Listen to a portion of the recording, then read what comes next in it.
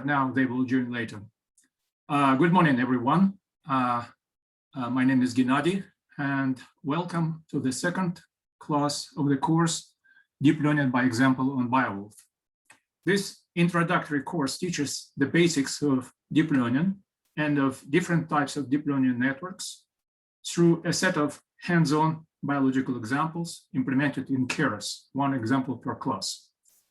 The second class will focus on recurrent and one-dimensional convolutional neural networks, but primarily on recurrent, and on their application to analysis of non-coded DNA, more specifically prediction of the function of non-coding DNA directly from DNA sequence.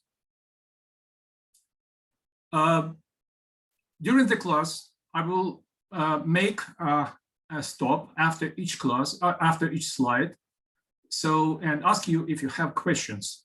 If you do, please unmute yourself and ask a short question about the current slide or the previous slides if you have, and then mute yourself back. Let's keep longer questions and discussions till the end of the presentation. The reason I am asking this is that we expect to have more than 100 participants, and I don't want all of them keep all of them waiting till I answer a long question. Also, please keep muted yourself during the most of the presentation unless you have a question. This class is being recorded, so if you don't want your face to be in the recording, please make sure to turn off your video. And the final comment is, after every 45 minutes of the class, we will make a short break, 5-minute break. So total, there will be 2 breaks during the entire class.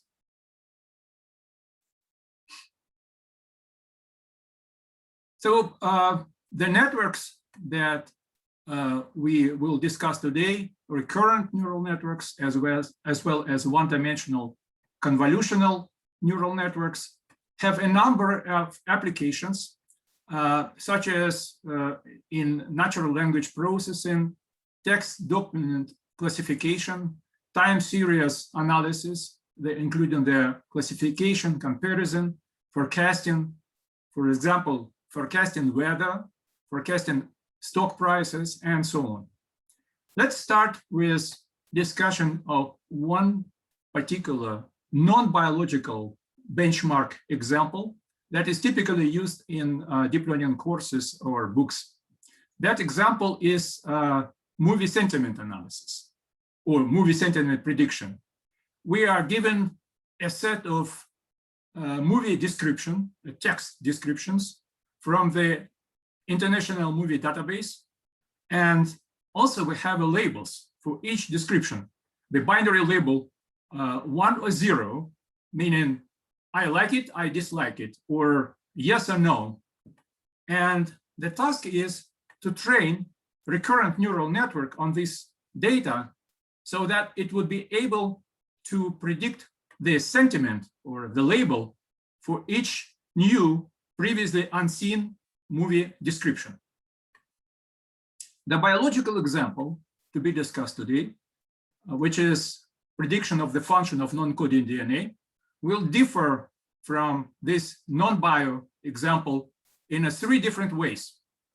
The first is that in the biological example, not a single label, but a vector of labels will be assigned to each data sample, which in this case, the sample would be a fragment of DNA, of non-coding DNA. The second distinctive feature of the biological example is that in the biological example, we are not satisfied with these zeros and ones. By the way, those zeros and ones represent whether or not a biological fragment, biological sequence will possess a certain biological function. So we will be exploring presence or absence of multiple biological functions in the fragment simultaneously. But we are not satisfied with just yes or no answer. We may also want to go deeper and identify the motives, the sequences that are responsible for this yes or no, zeros or ones answers. And the motive is, by definition, is a recurrent, short recurrent pattern in the DNA that is presumed to have a certain biological function. Many of the motives in non-coding DNA are known already. They have routinely been defined using different methods and stored in motive databases, such as Jasper database. However, when we are applying deep learning to analysis of motives, we may expect not only to identify these short sequences, but also to find the long-range dependencies between different motives, or more generally, long-range dependencies between the different parts of DNA sequence. And this is the third distinctive feature of our biological example. And the recurrent neural networks, which will be the primary focus of this class, are particularly good for exploring these long-range dependencies between different parts of DNA fragments. Now, do you have questions now? I'm done with the slide.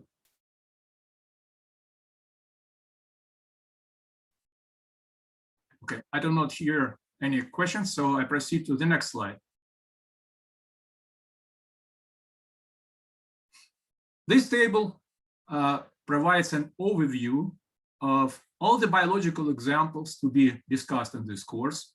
I discussed this table in the previous class, so for today, I will focus only on the second example and on how it compares to the example of the previous class. And there are several comments that I would like to make. The first comment is that recurrent neural networks, which in our main focus today, process sequences of values rather than grid values that were processed by convolutional neural networks that we discussed in the previous class. Sequence of values means that the values are somehow ordered and one value follows after another. And this is not the case even for one-dimensional convolutional networks. Even one-dimensional CNNs regard values as grid values, but not as a sequence. The second distinctive feature of actually from other of RNNs from other networks is that RNNs share parameters between different parts of the model. And by the way, that is the same is true for CNN. And that means, for example, in CNN, we use the same filter with the same parameters to process different parts of the input image, say, or in this class, we will discuss different parts of a sequence.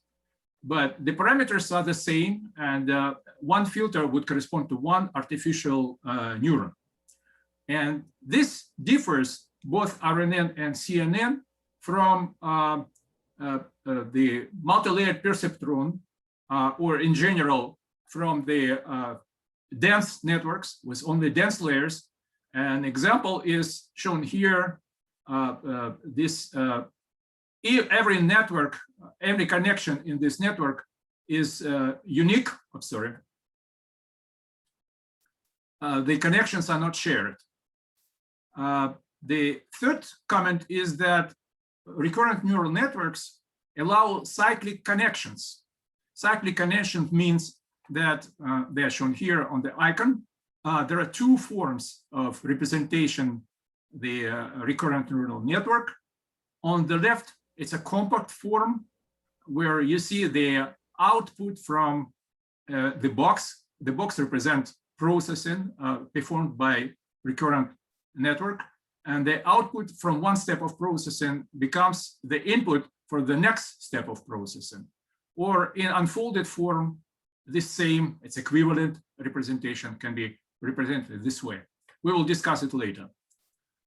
Whilst other All other types of networks we discussed so far, the convolutional neural networks or dense networks, an example of dense is multi-layered perceptron, are feed-forward networks. In other words, they do not have cycles.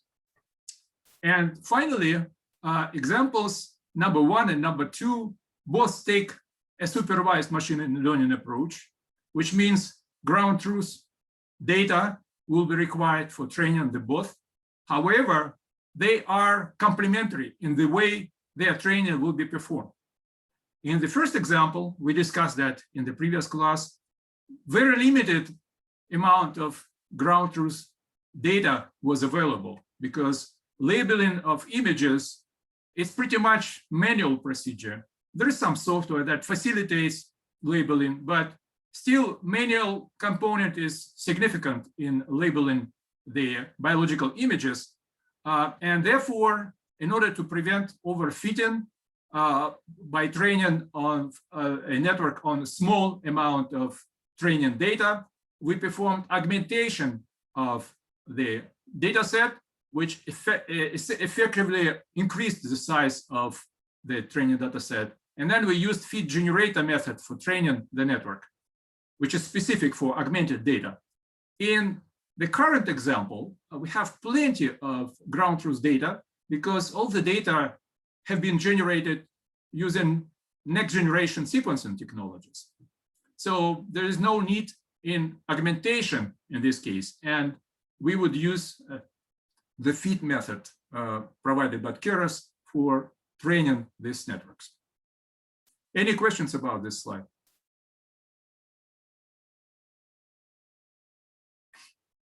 I do not hear any questions, so I proceed to the next slide. So in the first slide, I mentioned 3 distinctive features that differ the biological example from the standard non-biological benchmark. And now let's consider 3 simple or prototype examples that will illustrate these 3 distinctive features. The first example will focus on the motive detection task. In other words, the task is formulated as follows. We are given a set of training sequences. This time would be sequences of 0s and 1s.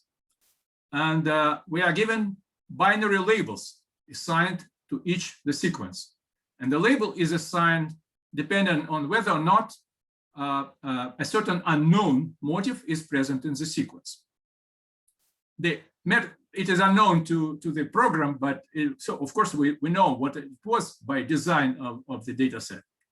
The task is to train the model on this data so that it could automatically predict labels for new, previously unseen sequences. And the labels, of course, will be also 0s and 1s. The example of the unknown motive would be 3 ones in a row. So, but we are aware of what the motive will be, but the network is not aware of that motive, and it is supposed to infer that motive automatically directly from the data during the training procedure. The network that we will use for this example is shown on the slide. It comprises 3 tensors, x, y, z, together with 2 layers or transformations between the tensors. Regarding the second layer, the dense layer, we're already familiar with it. So I will start from this one. Recall, we used that layer as a part of perceptron model in the previous class. What this layer is doing is just computing the weighted sum of values from the input tensor. In this case, it would be input tensor y for this layer, and then applies some activation and outputs the result as value of output tensor z. Regarding the first layer, we have 2 options, and either one will work for this example. One option is simple RNN, recurrent layer. And the second option is one-dimensional convolution. I will start discussion of this layer from convolution, one-dimensional convolution, because it is a way simpler, and also because we are already familiar with two-dimensional convolution from the previous slide, from the previous class. In the two-dimensional convolution, we have a window, sliding window, also known as a filter or kernel. It slides over the input image X, and at each position of the filter, a weighted sum of pixel values is computed, and the result is assigned to the output tensor Y, corresponding pixel of tensor Y. The weights of the filter here are adjustable parameters. Oh, by the way, also bias, some weights plus bias. And the weights and bias are parameters. They can be adjusted automatically during the training procedure. All other characteristics of this transformation are called hyperparameters. They have to be set by us. And the hyperparameters relevant to our current discussion are the filter size or kernel size. In this case, it's 3 or 3 by 3. And the padding. Padding is valid, which means the filter will not go beyond the input image. And as a consequence, the output image will have size smaller than the input image.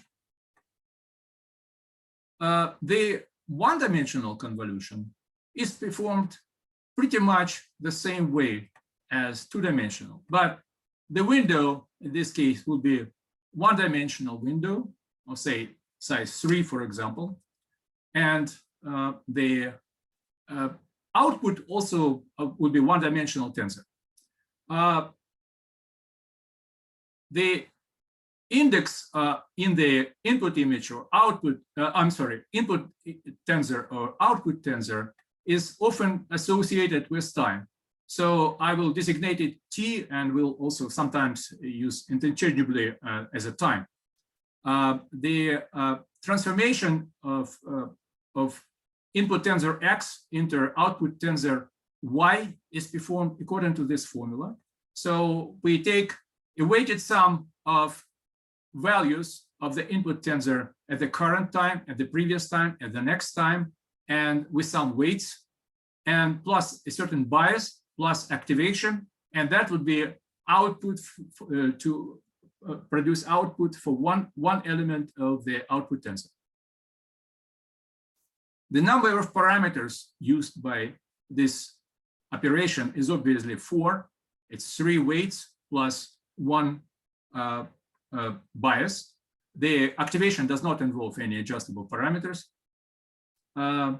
This procedure is highly parallelizable, meaning that you can perform this transformation from the left to the right, or from the right to the left, or you can start from the middle and perform in any order, and the result will be the same, as long as you enumerated all the possible positions of the filter in the input tensor.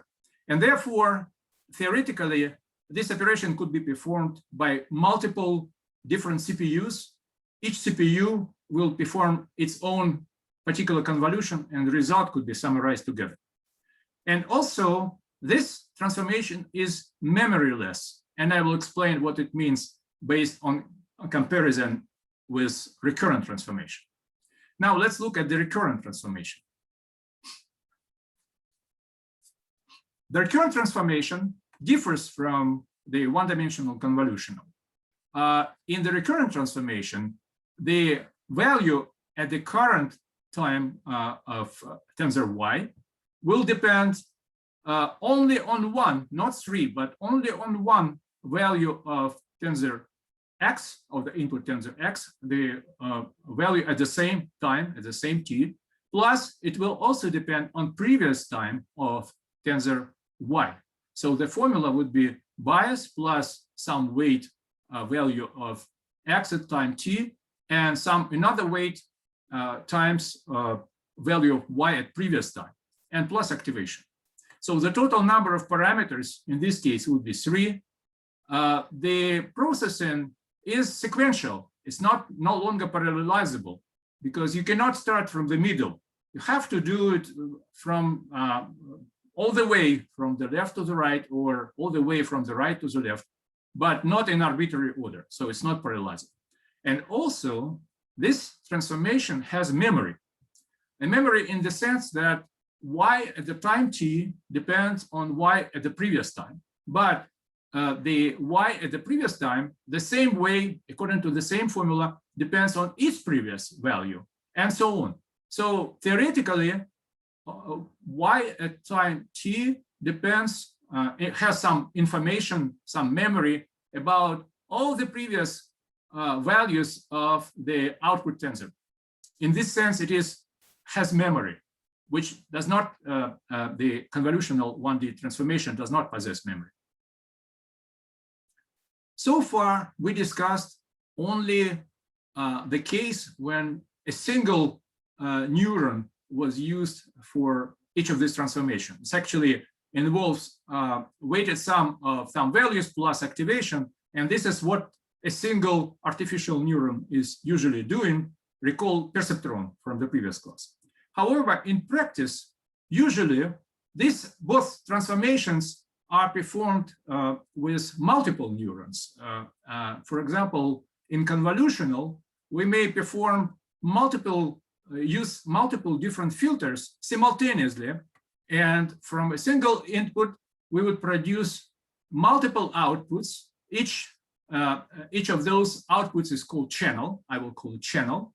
And so each filter will produce its own channel, and each filter will come with its own set of weights.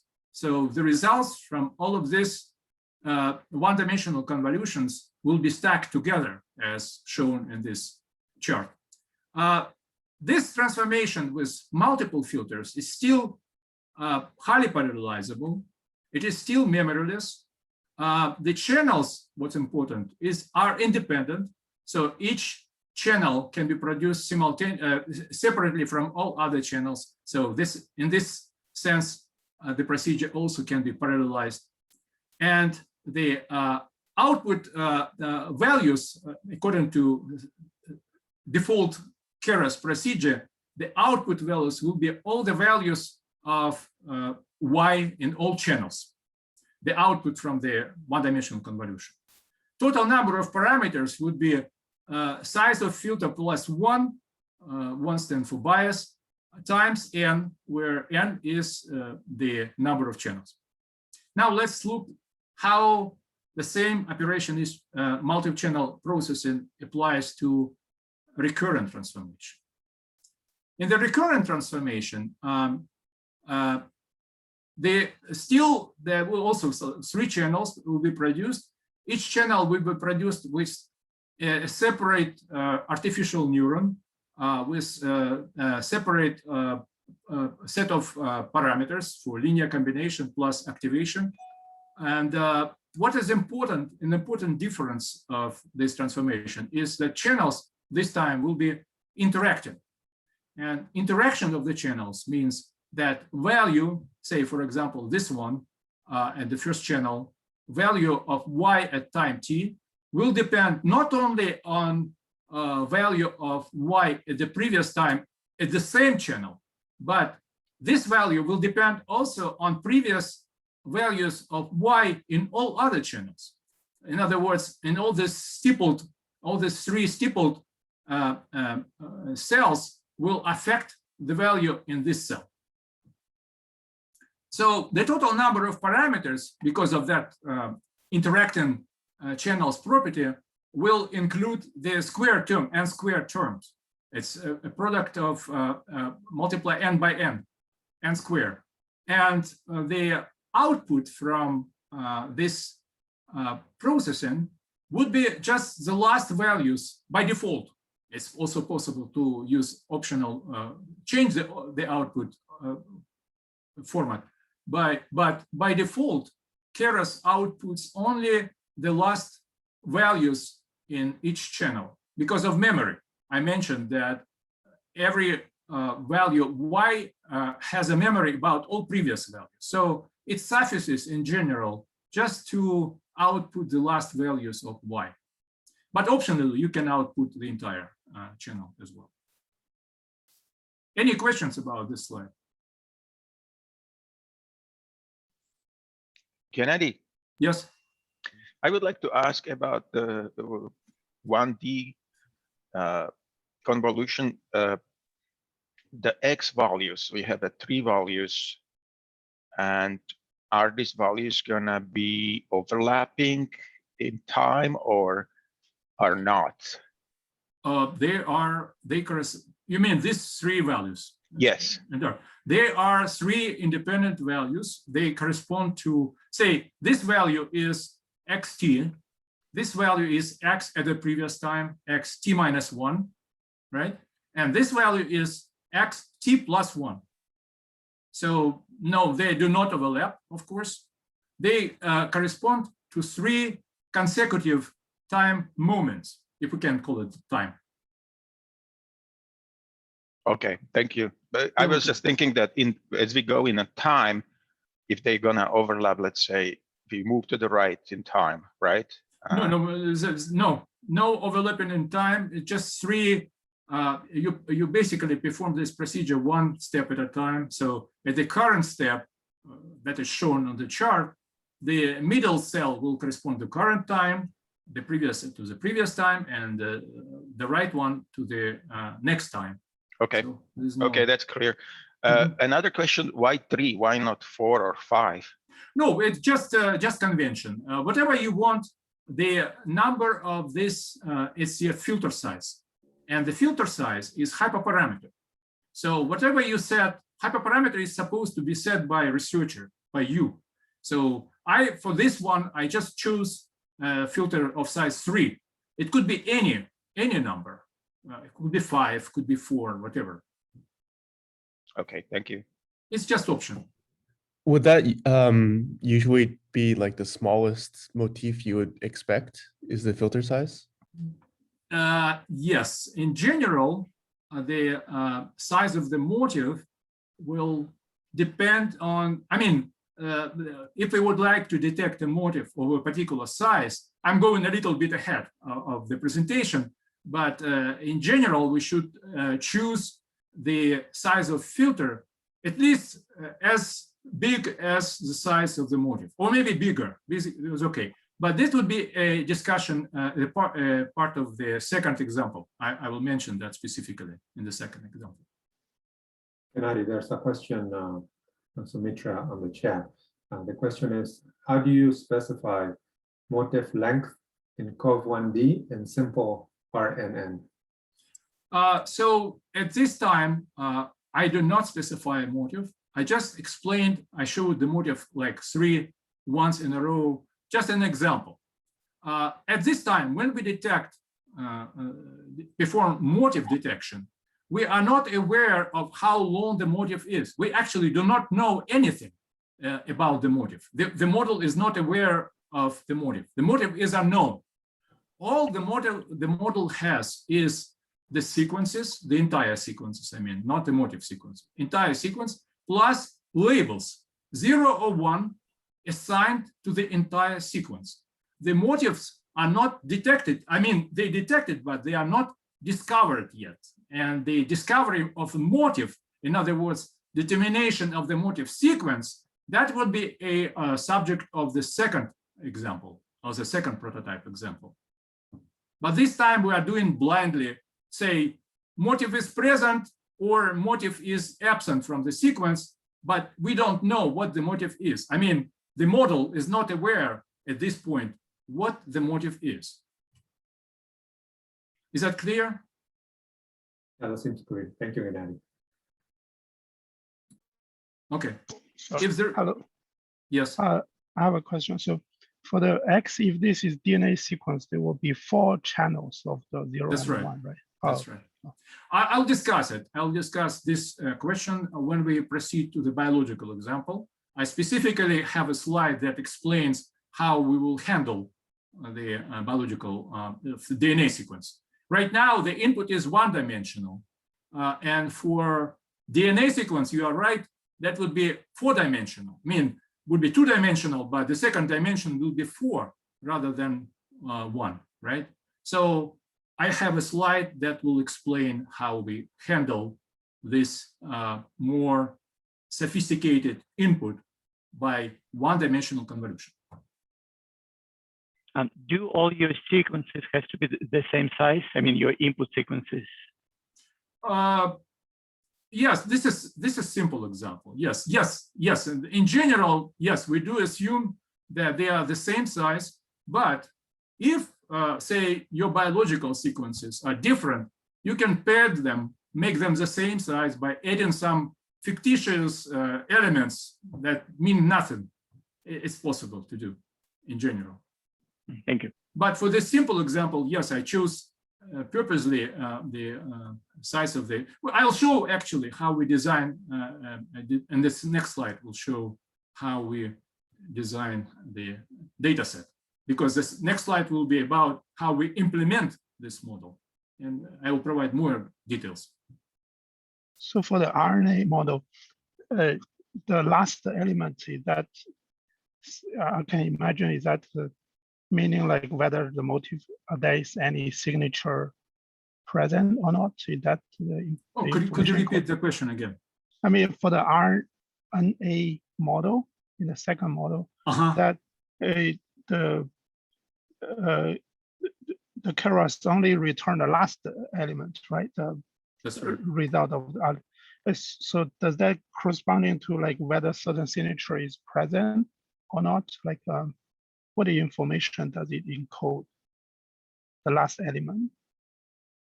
The last element, as I mentioned, potentially this is information, some memory about all the previous elements. And in terms of the motif detection, in other words, detection whether or not a motif, unknown motif is present, or in terms of motif discovery, or meaning discovering what the motif sequence is, both these models are equal. They either one can be used for any purpose. And I have examples for that. You can look later at those examples, see how it is done.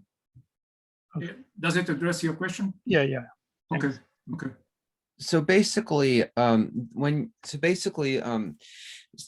the roles that the convolution 1D and one-dimensional convolution and simple RNN, they seem to have similar applications, but where would each of the methods do better? Are there like situations where simple RNN could do better than one-dimensional convolution, or the other way around? Yes, good question. Good question. Actually, I mentioned that in the first slide. I said when we discussed distinctive features of the biological example, I mentioned that the third distinctive feature, which is exploring long-range dependencies between different motifs or between different parts of fragment sequence, the recurrent neural network is particularly good for this purpose.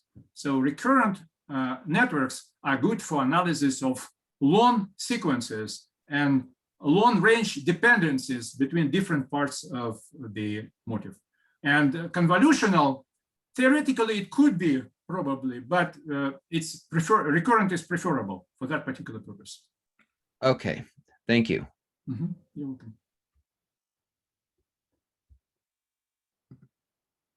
No other questions so far?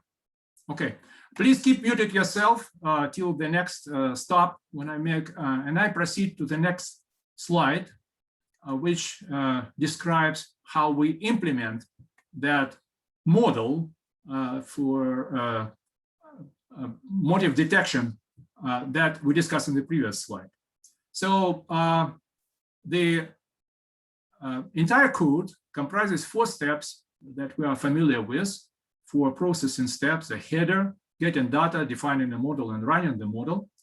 And the header is just a set of Python import statements. At the step of getting data, we design on the fly artificial training data set as well as testing data set, because we do both training and testing in this example. The training data set comprises the data matrix X and a vector of binary labels Y. The data matrix X is designed according to the following rule. It has 1,000 rows, and for each row, also called sample, each of the row has a length of 10 characters, and the label assigned. That's 10, and all the each sample will be a sequence of 10 random numbers, zeros and ones. The vector of binary labels is designed according to the following rule. First, the length, the total length will be 1,000, the same as the number of samples, and a label for a particular sample will be assigned to 0 or to 1, depending on whether the sequence is present or absent in the motif is present or absent in the sample. So 1 means presence of motif in the sequence. So this is our design rule. This is how we design the data, the training data set. But the model is not aware of our rule. The model just gets the samples and the labels.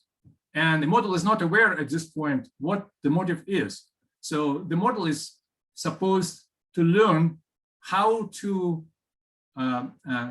predict the labels for new, previously unseen samples, which would be the samples from the testing dataset. And the model, I already described the model as a network. So the model was sequential. So we can use here sequential construct approach for building the model. We discussed that approach in the previous class.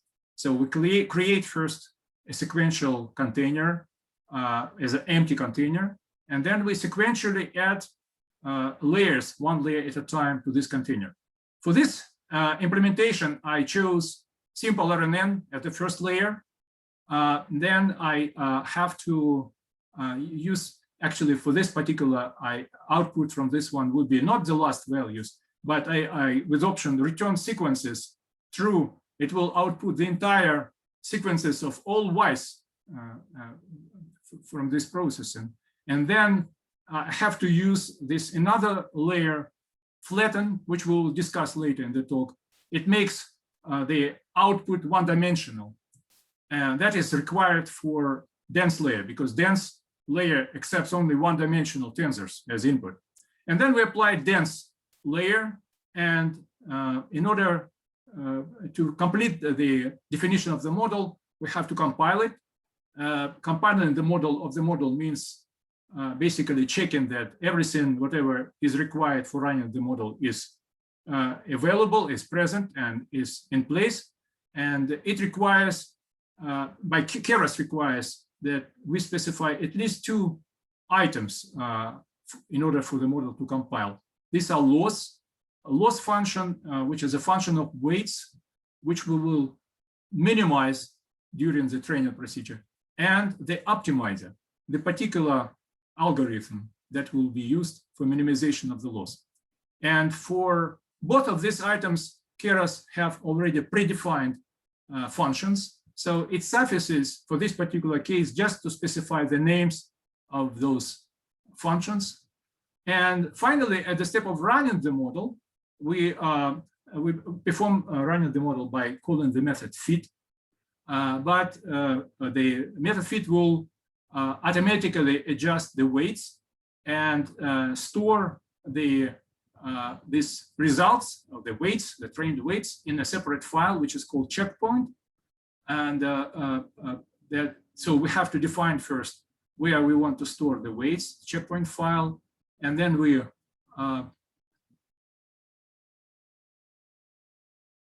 well, it's actually not, this line is not actually used, it's 0, just in case. But in general, we just run the fit method and output the results to the checkpoint file. In the step of training the model. Oh, by the way, I have my alarm. So let's finish with this slide, and then we will make a short break. As I mentioned previously, we will have break after each 45 minutes of the class.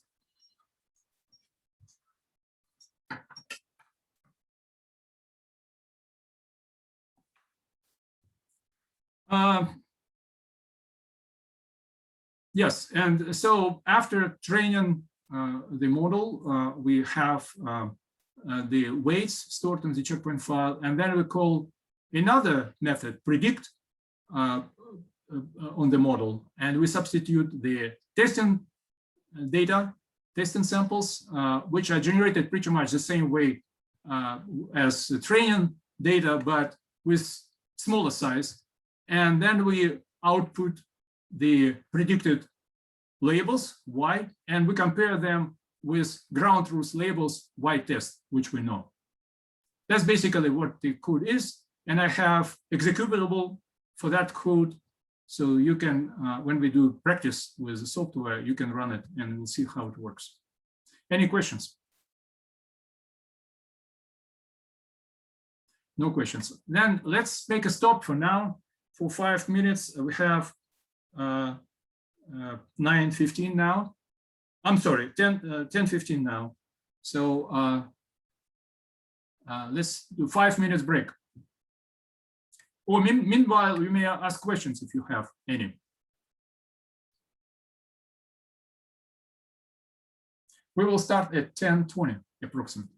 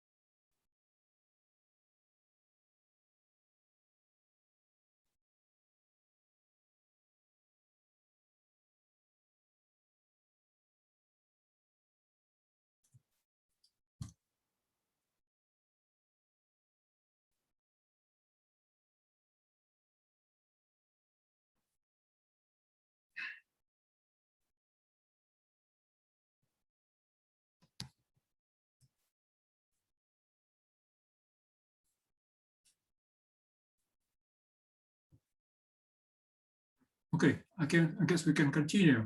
It's 10:20.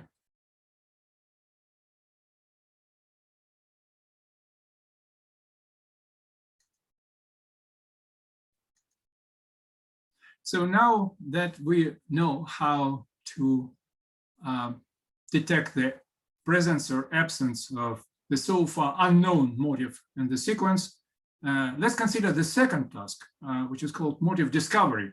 And this task would be about how do we determine the sequence of the motive. The model for this task would be the same basically as the model for the previous task. And with the same, we still can use either simple RNN or one-dimensional convolution for this task. And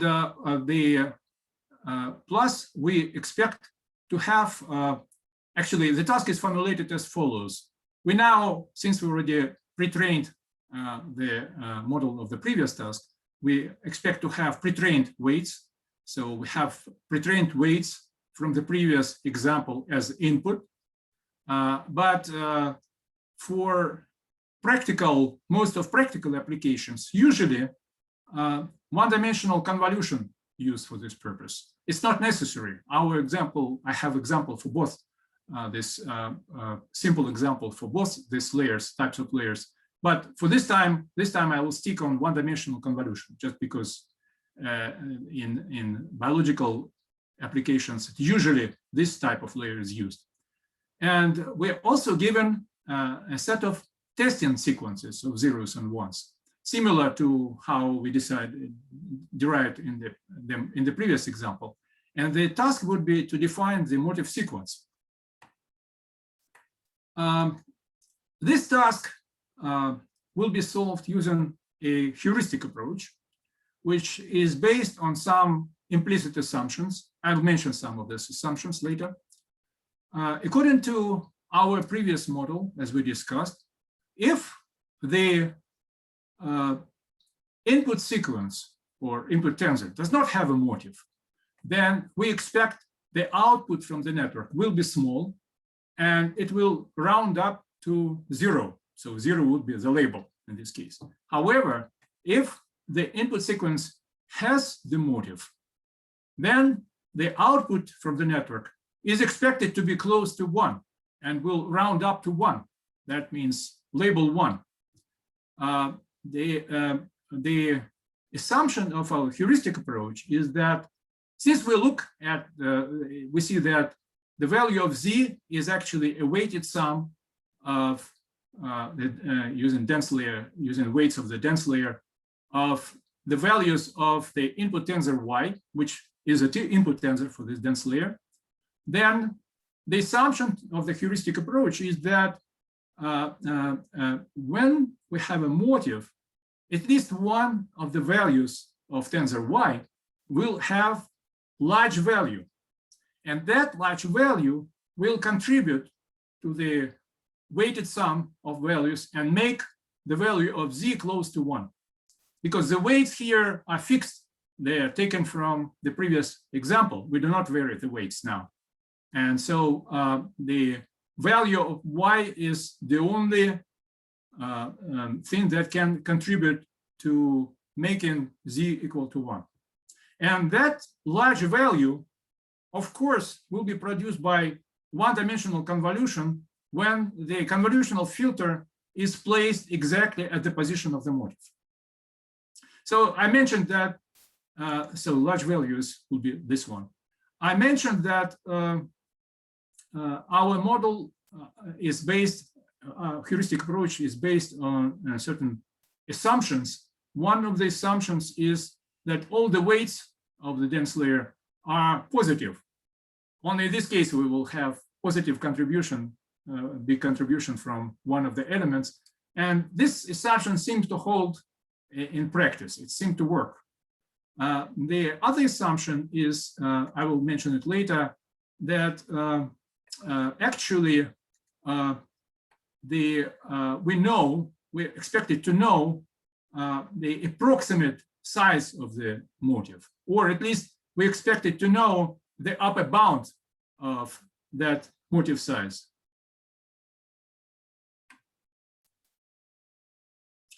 And the filter that we will use, the size of the filter that we will use, would be at least this is size is the same as the size of the motif or equal to the upper bound of the motif size.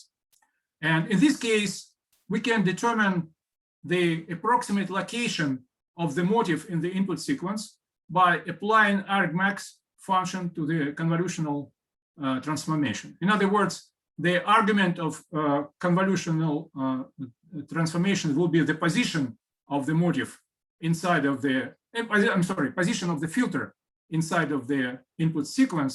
And then we find the position which provides the maximum value of output. So argmax, this is what argmax is. So this way we find the optimal position of the filter in the input sequence, and that position will be just above the motif position. But actually, that's it about this slide. Any questions? Is it clear?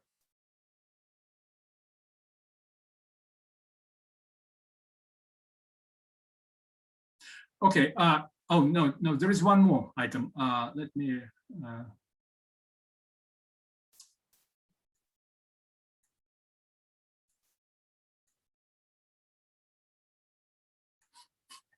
There is one more item, how we determine the sequence itself. Once we have knowledge about the optimal position of the filter in the input sequence, and if we have some idea about the upper bound of the motif size, we can consider a certain vicinity of this optimal position, of the vicinity of the size of the expected size of the upper bound of the motif. And we can, we have a set of testing sequences. We can apply this procedure to every input testing sequence that contains a motif. And then we can compute the motif sequence as a consensus of all these vicinity sequences. And even more advanced approach to determination of the motif sequence would be, instead of consensus, find a position weight matrix. That was a concept that generalizes the concept of consensus proposed in 1982. In this case, at every position in the sequence, we have not a single character, but probabilities of all possible characters are specified by the position weight matrix. And then we can choose the character with the highest probability as the final motif sequence. Any question? Can you hear me, Antonio? I can hear you. Okay. So no questions so far, right? No questions. Yeah, I have a question. Okay. So for different samples, the motif may appear at different positions. Of That's the right. Sample, That's right? You're So, right. so this map of from Z to Y to X, the roots will be different. That's right. But yes, that's right. But I thought I tried to explain it. So we first detect the optimal position of the filter in each sequence. You are right. The optimal positions will be different for different input sequences. But as soon as we found optional position, then we consider a vicinity of that optimal position, vicinity of the size equal to the size of the equal upper bound of the motif. So those vicinities will be, yes, they will still be different at different locations. But then we just take the sequence from that vicinity only and find consensus or determine the position weight matrix based only on these vicinities, not based on the entire sequence, but keep only like this window. And we compare all of them, align all of them together and compute the consensus or position weight matrix. Okay. Is that clear? Yeah. Thanks. Okay. Gennady, Yes. is there a practical limit to the upper bound of the motif size? I'm not aware, I don't know for sure what the biggest motive can be found. In the paper that I'm referring to, the Dunque paper, they used the filter size 26. So potentially, if there are any motifs that are longer than 26 bases, theoretically, they will not be handled, they will not be detected or discovered using this approach. But if you increase your filter size, you can modify the Dunque code and take even bigger filter, then you should be able to detect that one as well. Okay, great. Thank you. You're welcome.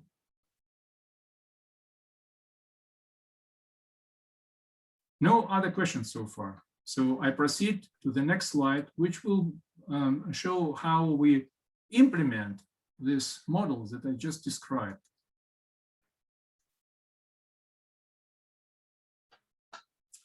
The overall structure of the program will be the same: header, getting data, defining the model, and running the model.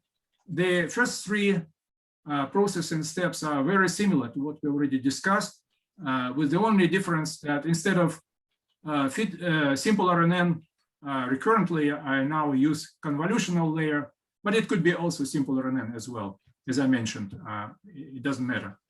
And the only step that needs to be commented on is the running the model. So what we're doing here in the fourth step, we first load weights with this operation, load weights, pre-trained weights from the previous example, but using one-dimensional convolution. Then we use those weights. We can now predict. We have also training data set, testing data set. The testing, some of the sequences in the testing data set may have motive, but some would not, right? So we first extract only the sequences that do contain the motive, only good sequences with motive, by deleting the sequences that do not have motive, this line. Then we apply our procedure for our argmax procedure to the remaining good sequences. And for each good sequence, we find first the optimal position of a filter, and then the vicinity of that optimal position. And that vicinity, it's a part of sequence which around the optimal position of the filter, I call it instance, and we add instances, like collect instances together. We then align those instances, and we determine position weight matrix using a certain function. That's we're using here a package for BioPython package, bio package, and the function motifs from that package. And there is also, unfortunately, this package does not allow us to visualize the motif because it doesn't work for zeros and ones. It works only for biological sequences, but I used a separate application, which is also available on BioWolf, called WebLogger. And with that application, I can also visualize the motif that we detected. That's basically the motifs from the position weight matrix. We use from alignment of the instances of those vicinities of the optimal position across different input sequences. And that's what we get. That's basically it. I apply this procedure now to the model with one-dimensional convolution, but with simple RNN would be very similar procedure and very similar output, except that we also need to provide the expected size of the motif to the to that program, even though we will not have a filter like in convolution, but still we have to provide the expected upper bound of the size of the motif. Any questions?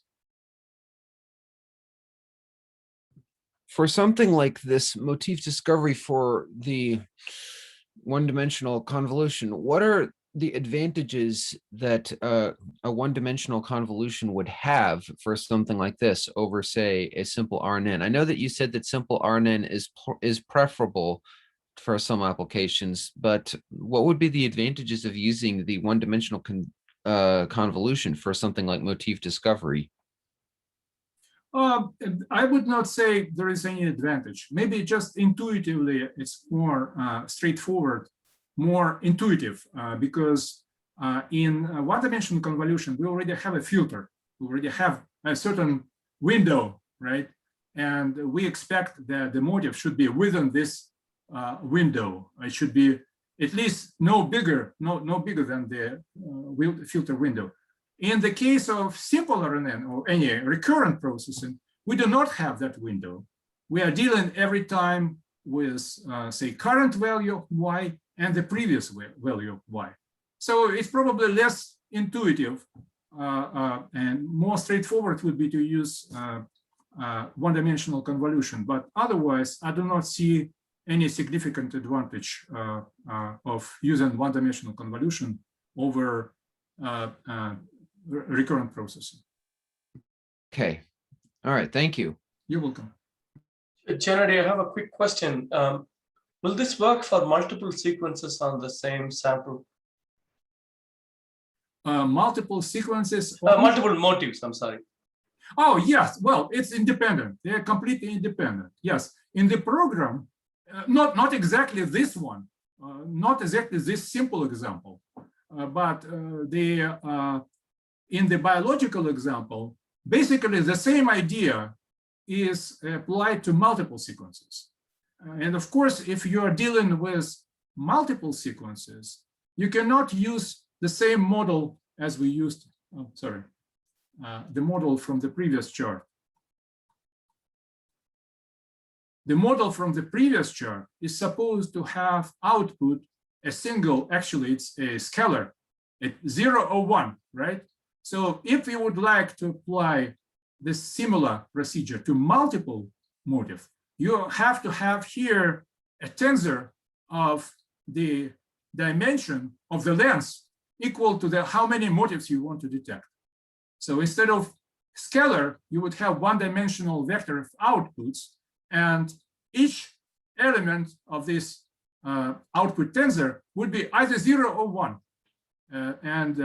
Basically, it's very similar, but a little bit more sophisticated. But the idea is very similar. Pretty much, yes. Sort of like a multi-class classification. I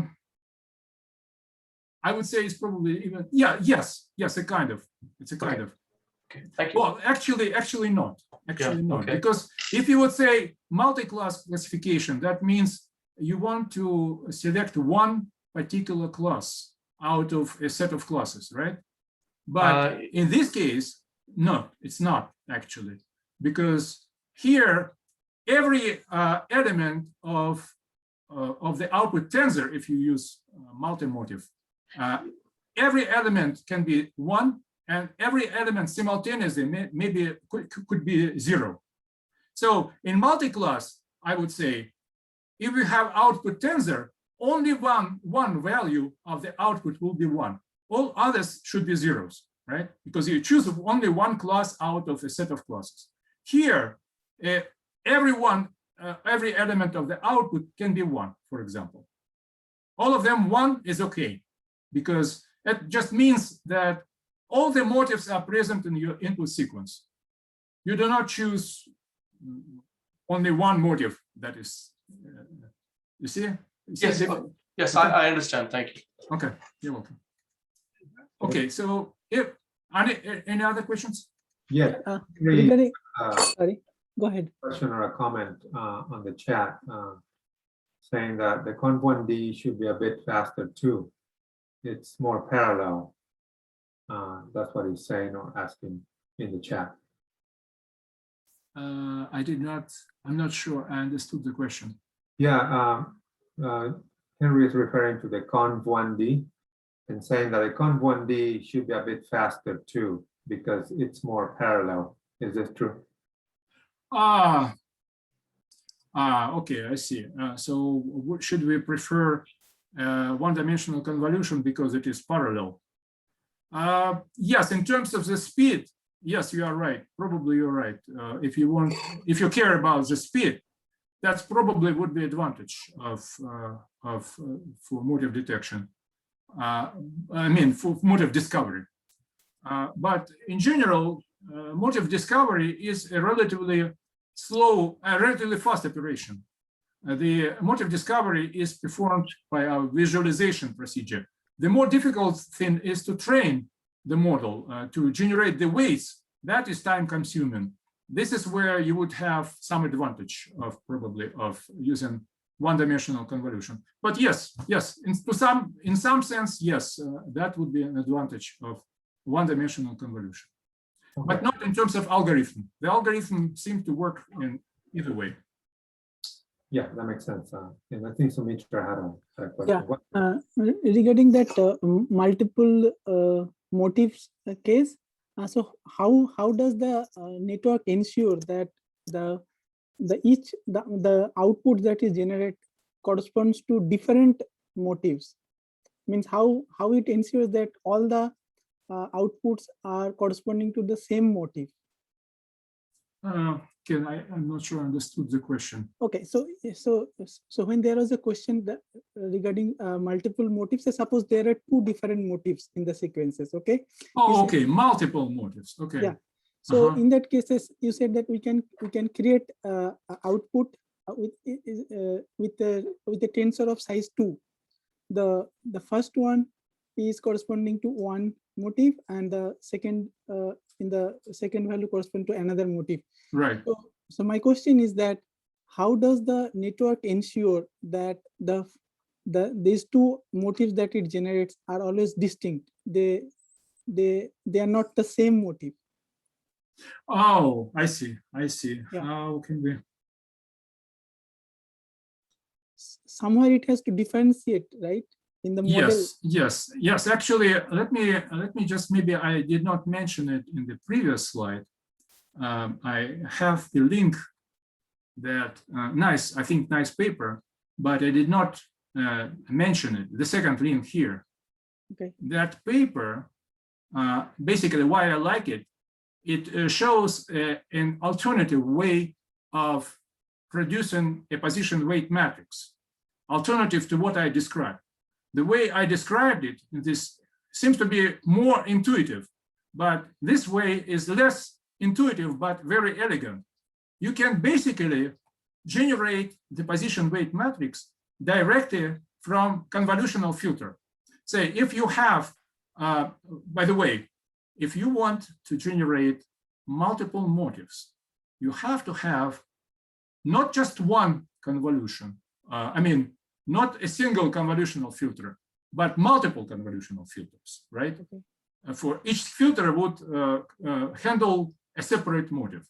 Okay. And so when you train this model, the previous example, example number 1, you have to first detect the motifs, detect the presence or absence of the multiple motifs. When you train that model, you will get a number of different convolutional filters, also pre-trained with pre-trained weights. And then, according to this paper describes the algorithm by which you generate the position weight matrix directly from each convolutional filter. So in general, the convolutional filters that you will generate are expected to be different. And therefore, the motifs also practically, I think, guaranteed to be different. Okay, thanks. If the filters are different, then the motifs also should be different. But I have a question regarding this multiple, like two motif detection. Would it more efficient to treat two independent network, or is it more efficient to train one big network in this? More efficient. I cannot say what, because I did not do it myself. So what would be more efficient? But I would suggest that we postpone the discussion of multiple motifs. This is biological example, because It is biological example that focuses on multiple motives. For now, I just tried to illustrate the procedure of detection or discovery of at least one motive. And for multiple motives, it should be something similar, of course, more sophisticated, but at least the basic ideas should be similar. So why don't we postpone this multiple motive discussion? Because I see most of the questions are about multiple motives, but this is not what this example is about. The multiple motives will be discussed in the biological example. So we can continue that discussion, if you don't mind, after we go through biological example. I'll show you the network that was used for detection and discovery of multiple motives. So that would be more relevant. Would be more relevant to discuss it at that time. So Gennady, I'm not sure if you have showed, like, do you also show how you can get the position of the motives from the input sequence? Is that something that you have worked with? Oh, the position, I just implemented that procedure for a sequence of zeros and ones, but a very similar algorithm was described in some, or similar with some modifications, was described in a number of different papers that focus on detection of motives in biological sequences. The idea is the same.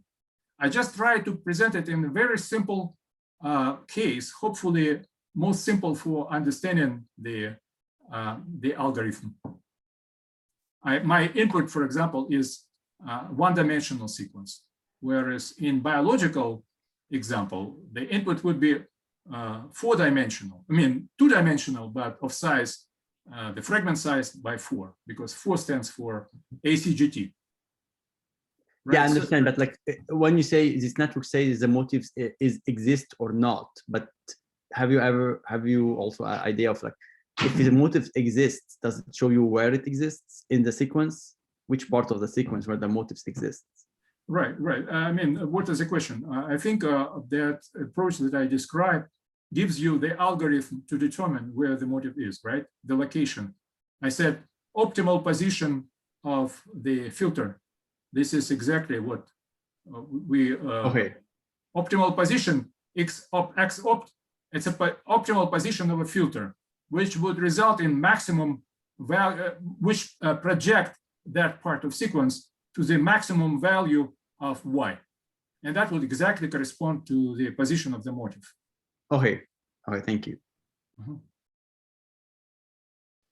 Okay. Another question. So compare the simple RNA and the CNN.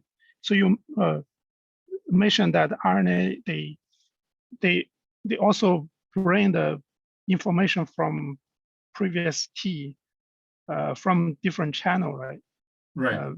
Does the convolution network do that? Does it consider the information from other channels? Actually, this property of the memory property of the recurrent transformation is not used right now for motive discovery. Okay. So it does have that nice property, which is important, and we will discuss the third prototype example where this memory property is very important, it's crucial, but not for this example. It's not so much important. Okay.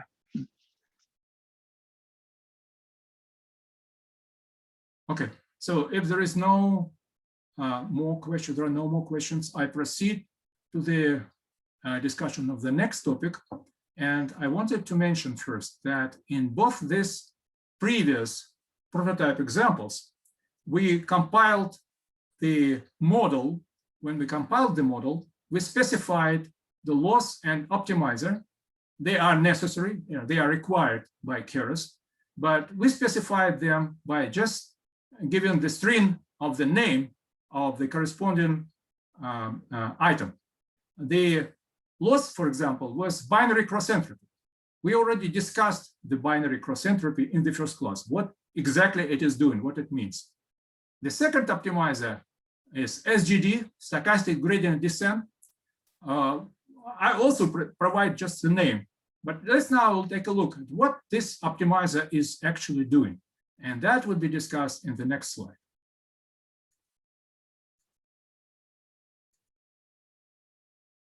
So actually, when we specify the optimizer by just giving the name, the string of the name of the optimizer, that means we will use that optimizer function at default values of its parameters. And the definition of the function, no, signature of that function is shown here. It has actually several important parameters. We will use those default values that are shown. For example, learning rate is 0.01. Momentum, which is another important parameter, is 0. And Nesterov is also false. But first of all, let's talk what this default optimizer is doing.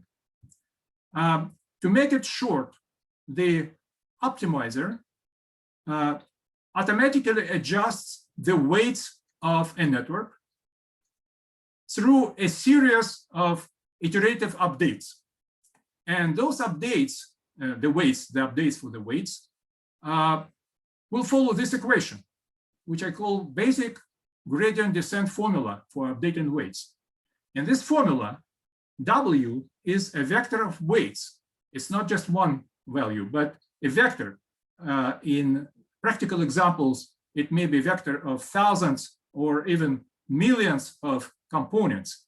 In particular, the biological example that we will discuss today will involve millions of weights or components of weights. That handles both the weights itself and the biases as well, follow the same formula. T is the update number or iteration number.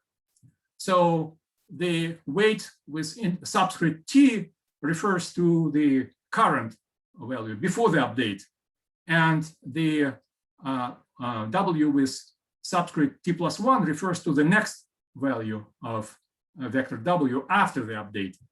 Then gamma is an important hyperparameter, which is termed learning rate. And nabla J stands for gradient of loss. J here is a loss function, the same as we use binary cross entropy, for example. So J is some function of weights that we want to minimize during the training procedure. So nabla J stands for a gradient, in other words, a vector of partial derivatives of the loss function with respect to all the weights, also maybe millions or thousands of components of our model. And in the next slide, by the way, I'll give you very simple examples of how we compute that gradient of loss in very simple models. In general, this gradient of loss is computed automatically by TensorFlow or by whatever other backend is used by Keras. It could be a Theano, for example, for older versions of Keras, or currently by default it's TensorFlow. So it's computed automatically by TensorFlow. And now, how do we compute those? It's one important important comment is that this gradient of loss depends not only on the weights, but it also depends on our data, on our training data. And typically in training procedure, we use the so-called mini batch stochastic gradient descent. That means the procedure handles simultaneously a mini batch of samples, a group of samples selected randomly.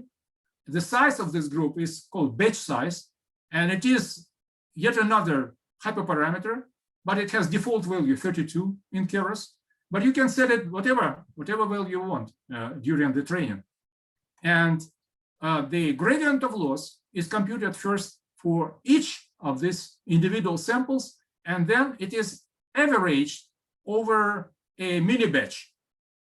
So if the size of our total size of our training data set is n capital, then the program will perform n divided by batch size iterations, where each mini batch will be randomly selected. At each iteration will be selected randomly from the training data set, and that n divided by batch size iterations will constitute one epoch of training. It's only one epoch.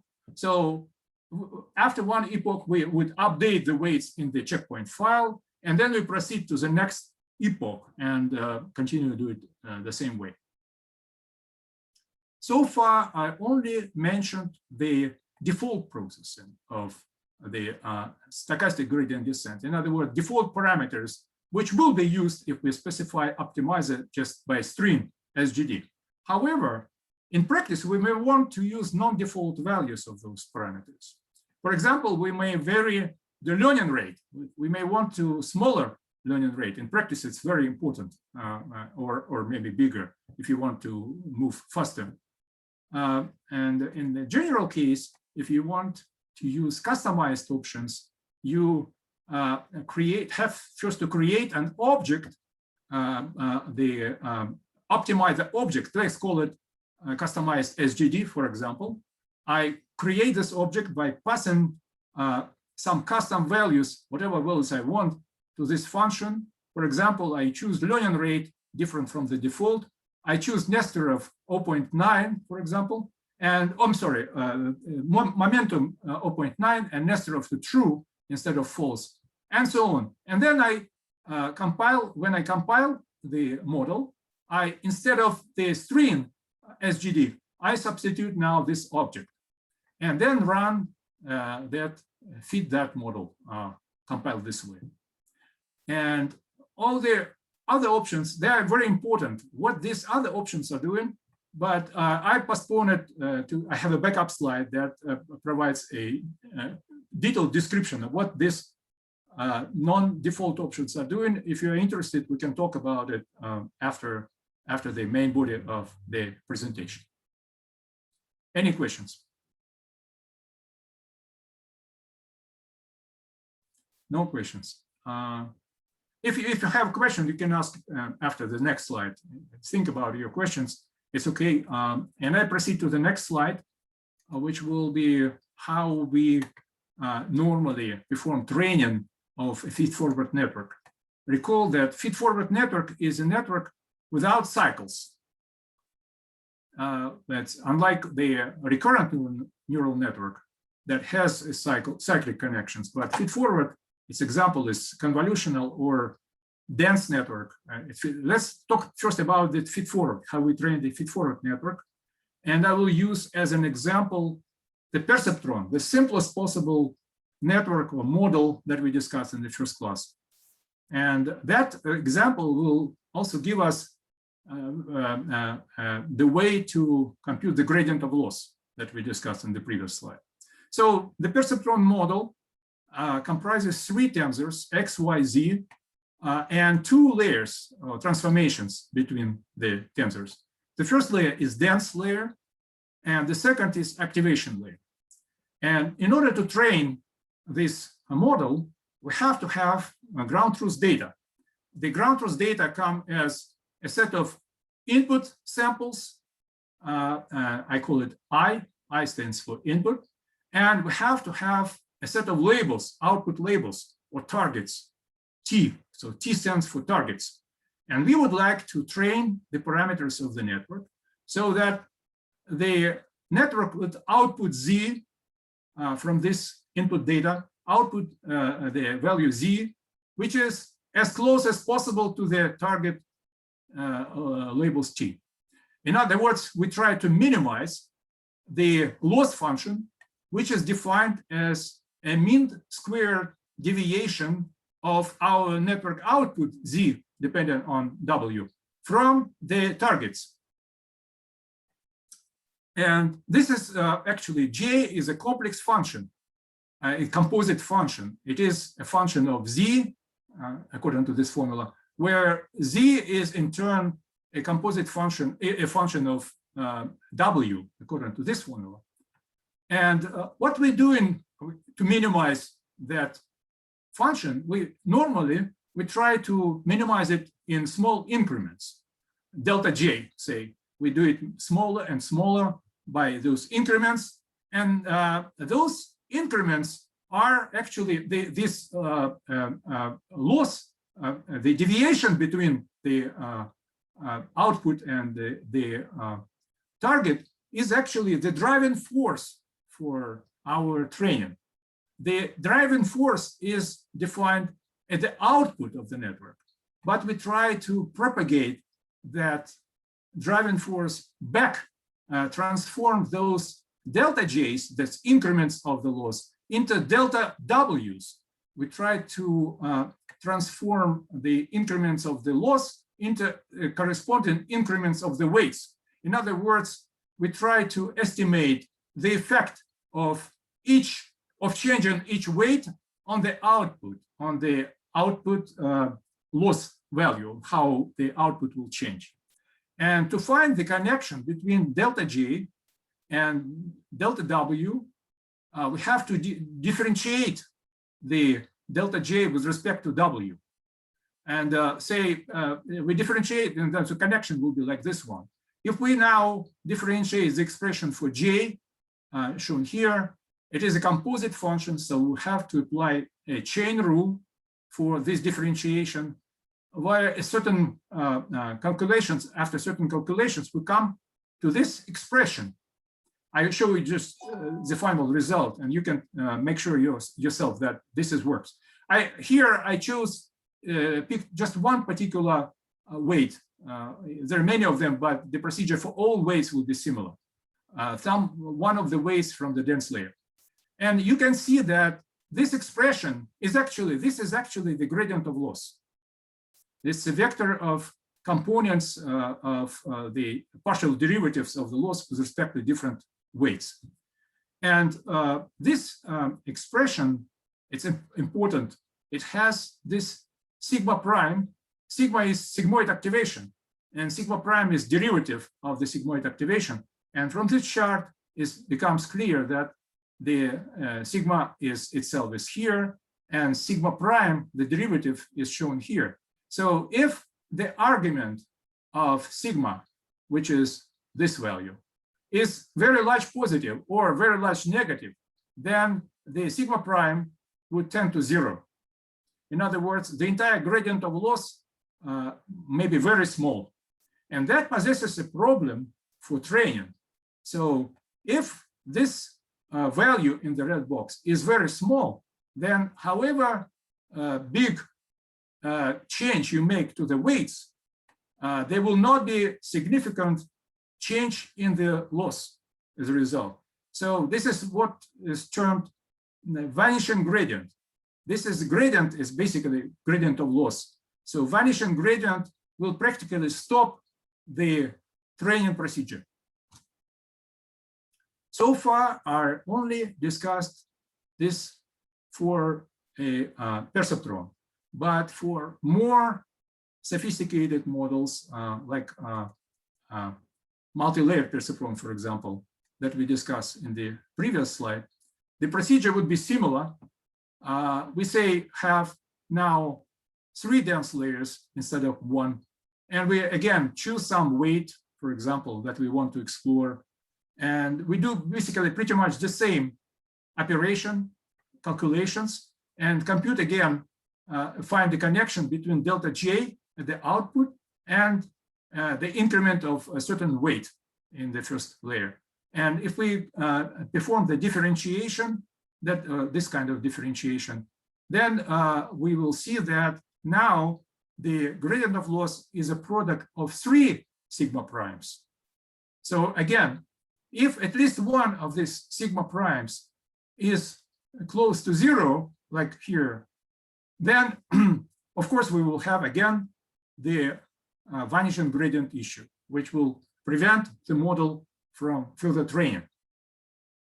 Of course, that may or may not happen, but the practice shows that the deeper the neural network is, in other words, the more layers with adjustable parameters the network has, the more likely that at some point of training, the vanishing gradient issue will occur. Okay, we have to have the second stop, and we will do it shortly. But let me first finish with this slide. So the recurrent network is actually equivalent to very deep feed-forward network. as you can see. The recurrent network in the unfolded form, as is shown here, is basically, it's many layers similar to those, but they are time layers. The main difference of the recurrent from like multi-layer perceptron is that now the weights are shared across all the layers.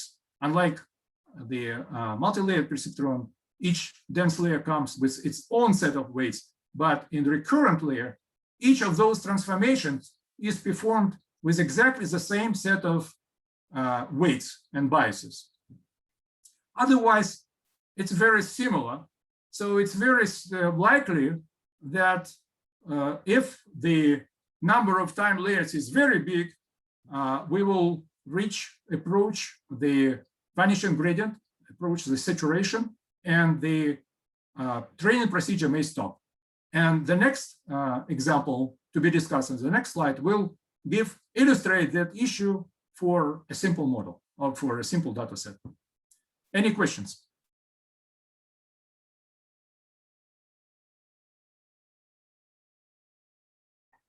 I do not hear any questions, so I probably will proceed to the next slide. If you have questions later, then let me know. And the next slide would be just a code that illustrates or demonstrates the vanishing gradient issue for simple RNN. The model will be still the same as in the previous two examples, except that the first layer this time would be recurrent layer. And we have two options for the recurrent layer. One option is simple RNN, which I'm already familiar with. And the other option would be the recurrent layer called LSTM, long short-term memory layer, which is more advanced layer. And we will see that for this particular example, the simple RNN will experience the vanishing gradient issue, but LSTM, the more advanced recurrent layer, will avoid that issue. It works better for, at least for this particular set of parameters. The data that will be discussed in this for this example are a sequence shown here. It's a sequence of consecutive palindromes. The palindromes of zeros and ones, again, because I'm still using this simple, trying to use this very simple example of a sequence. Each the input sequence would be a sequence of a certain number of zeros followed by the same number of ones. And that number, n, is random. So for example, the sequence may be 3 zeros followed by 3 ones, then 2 zeros followed by 2 ones, then 5 zeros followed by 5 ones, and so on. That's the kind of sequence.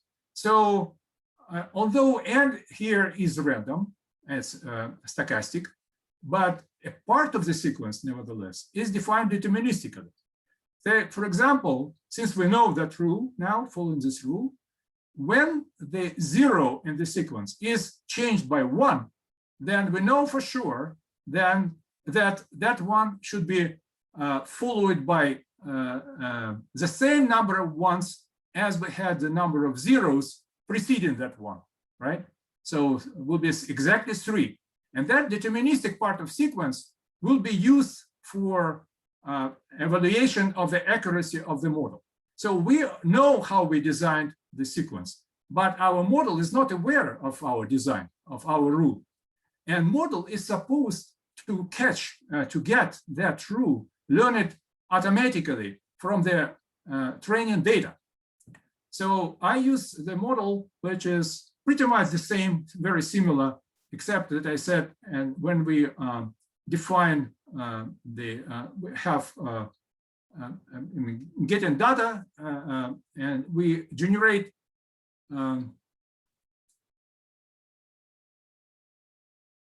the training, Y train would be the next character that is predicted by the sequence. And basically the model predicts how many ones, estimates how many ones are predicted correctly in the deterministic part of the sequence. Well, let me just show you the results that I've got for this model.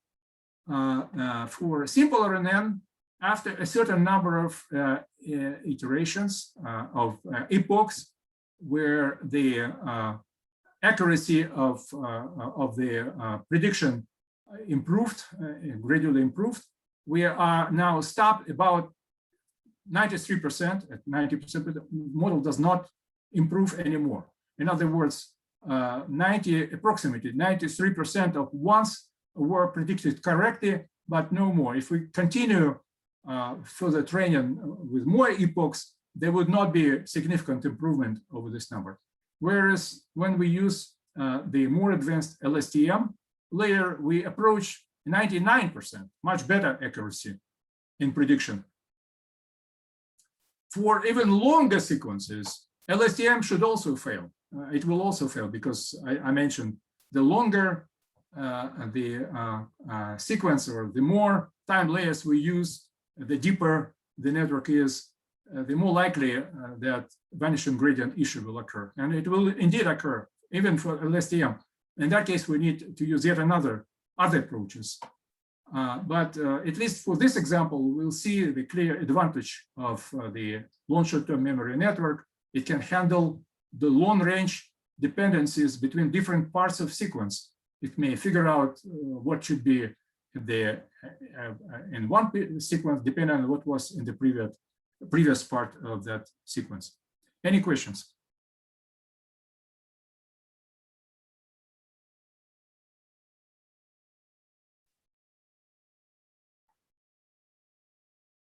I do not hear any questions, so it looks like there's no questions. I proceed to the next slide then. This slide just describes how we can use those three prototypes, run those three prototype examples on Beowulf.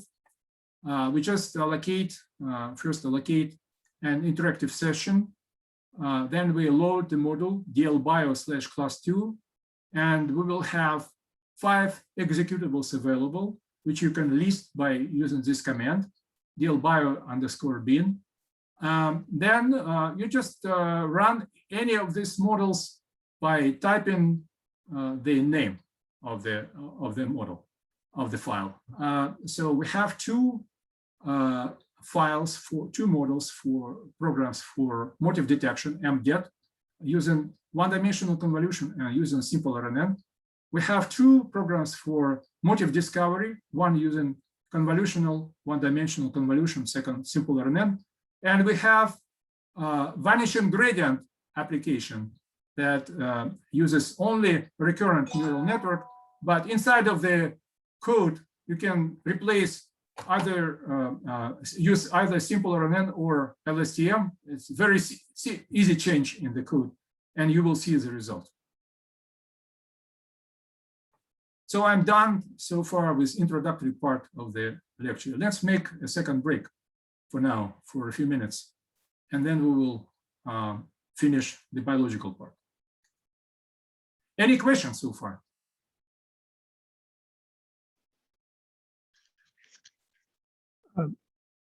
For the motif you discover, it looks like there are 3 ones and followed by 001.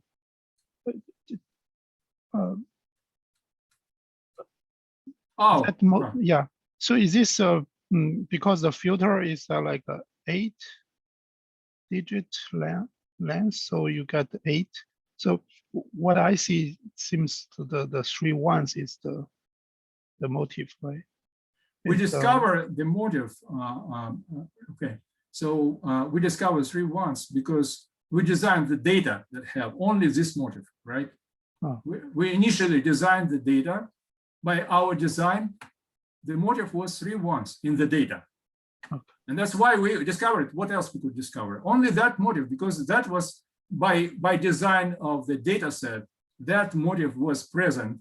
And based on that motive, we assigned the ground truth label 1 or 0 to the training data set. But our model is not aware of what was the model in the design. And model figured that motive sequence without preliminary knowledge of even motive size, but it figured what the motive sequence is. And that's basically what the idea is. Yeah, the output of the motif include 8 digit.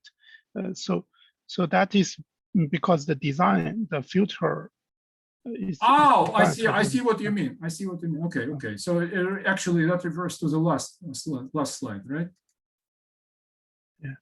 So- The 8 here is just one second.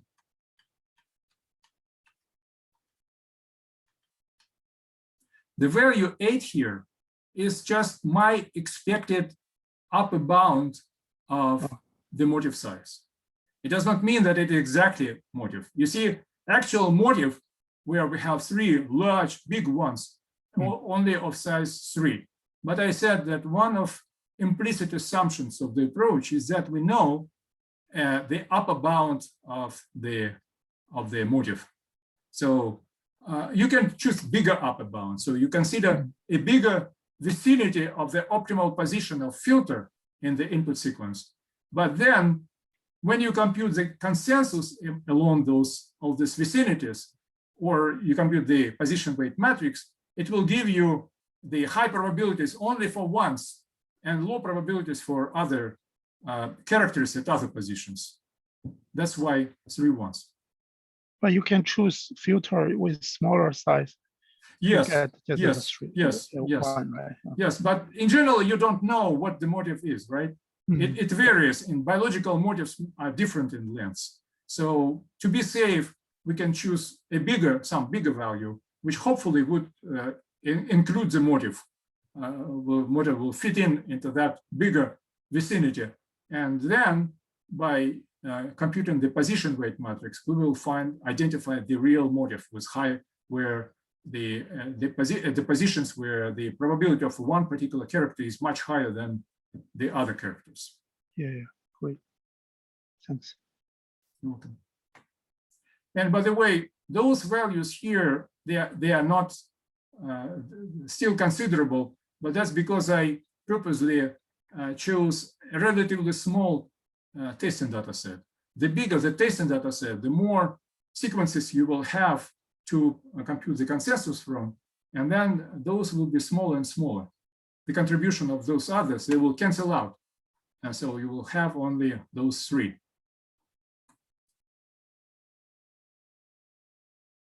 Okay, if there is no more questions, there are no more questions. Let's make a short break, and then we will return and consider the biological example.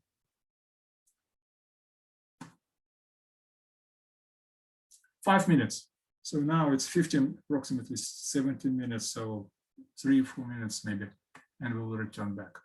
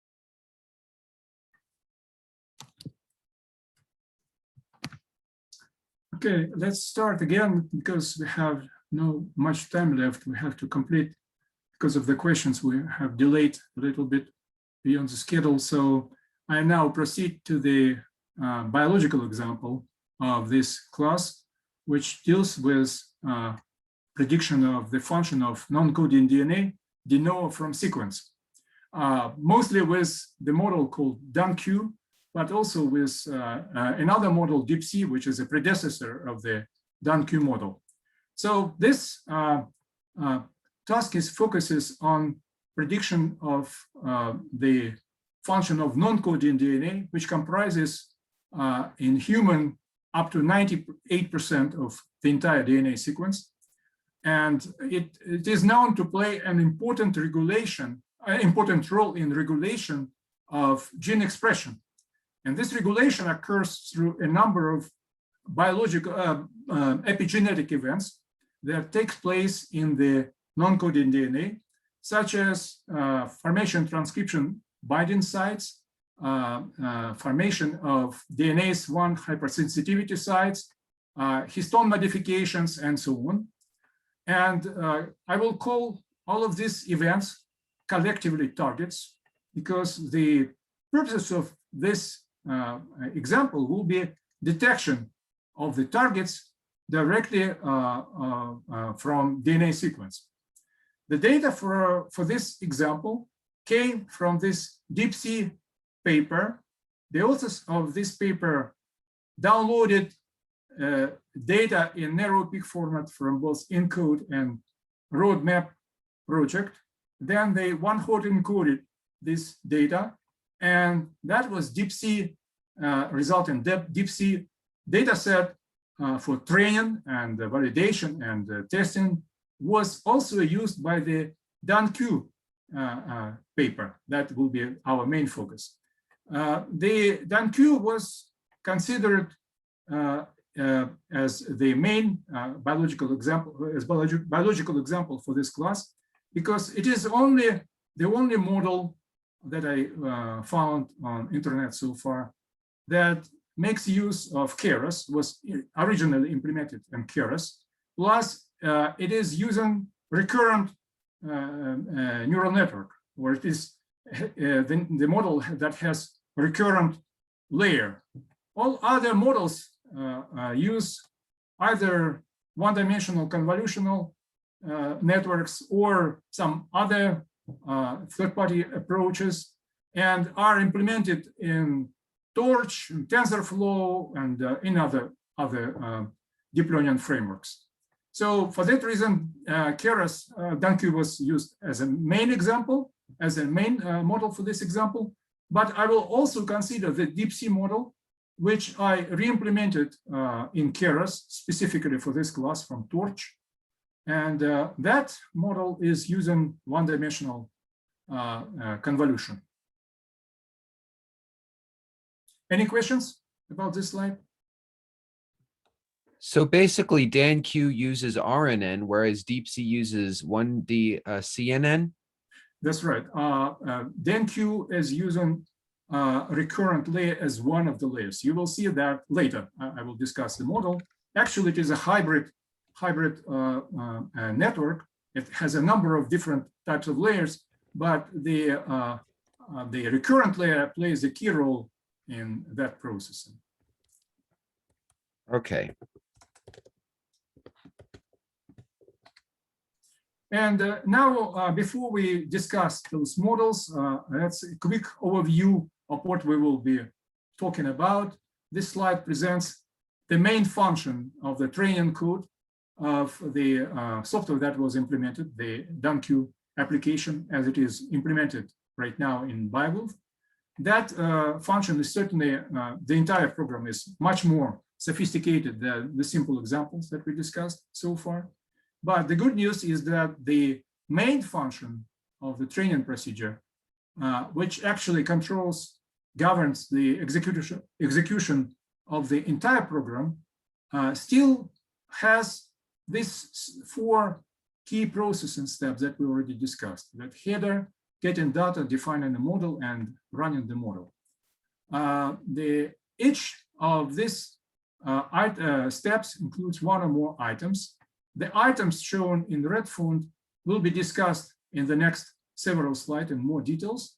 All the other items we already either discussed or they're not so crucial. We can skip their discussion till maybe if there are questions we can talk about. So we will discuss training, testing, and validation data for the DunQ, both DunQ and DeepC, because it's the same. We will discuss both the models, DeepC and DunQ. We will discuss several other types of new layers that we did not discuss in details previously, including the LSTM and BLSTM. The BLSTM is actually two LSTMs. It's basically double LSTM, the same process and performed in both directions, but basically the same as LSTM, but doubled. And I proceed to first the discussion of the data. Both these models, DeepC and DunQ, take a supervised machine learning approach, which means they require ground truth data for training.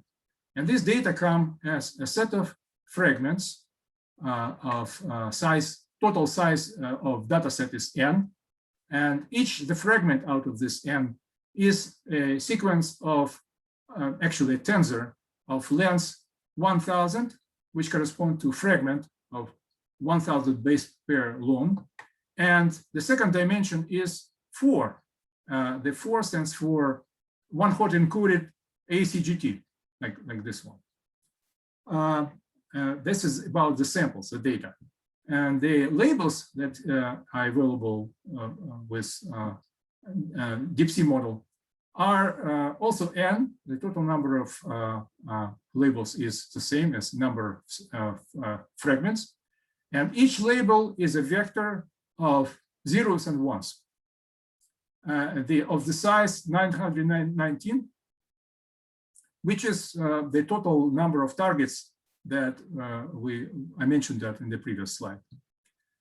This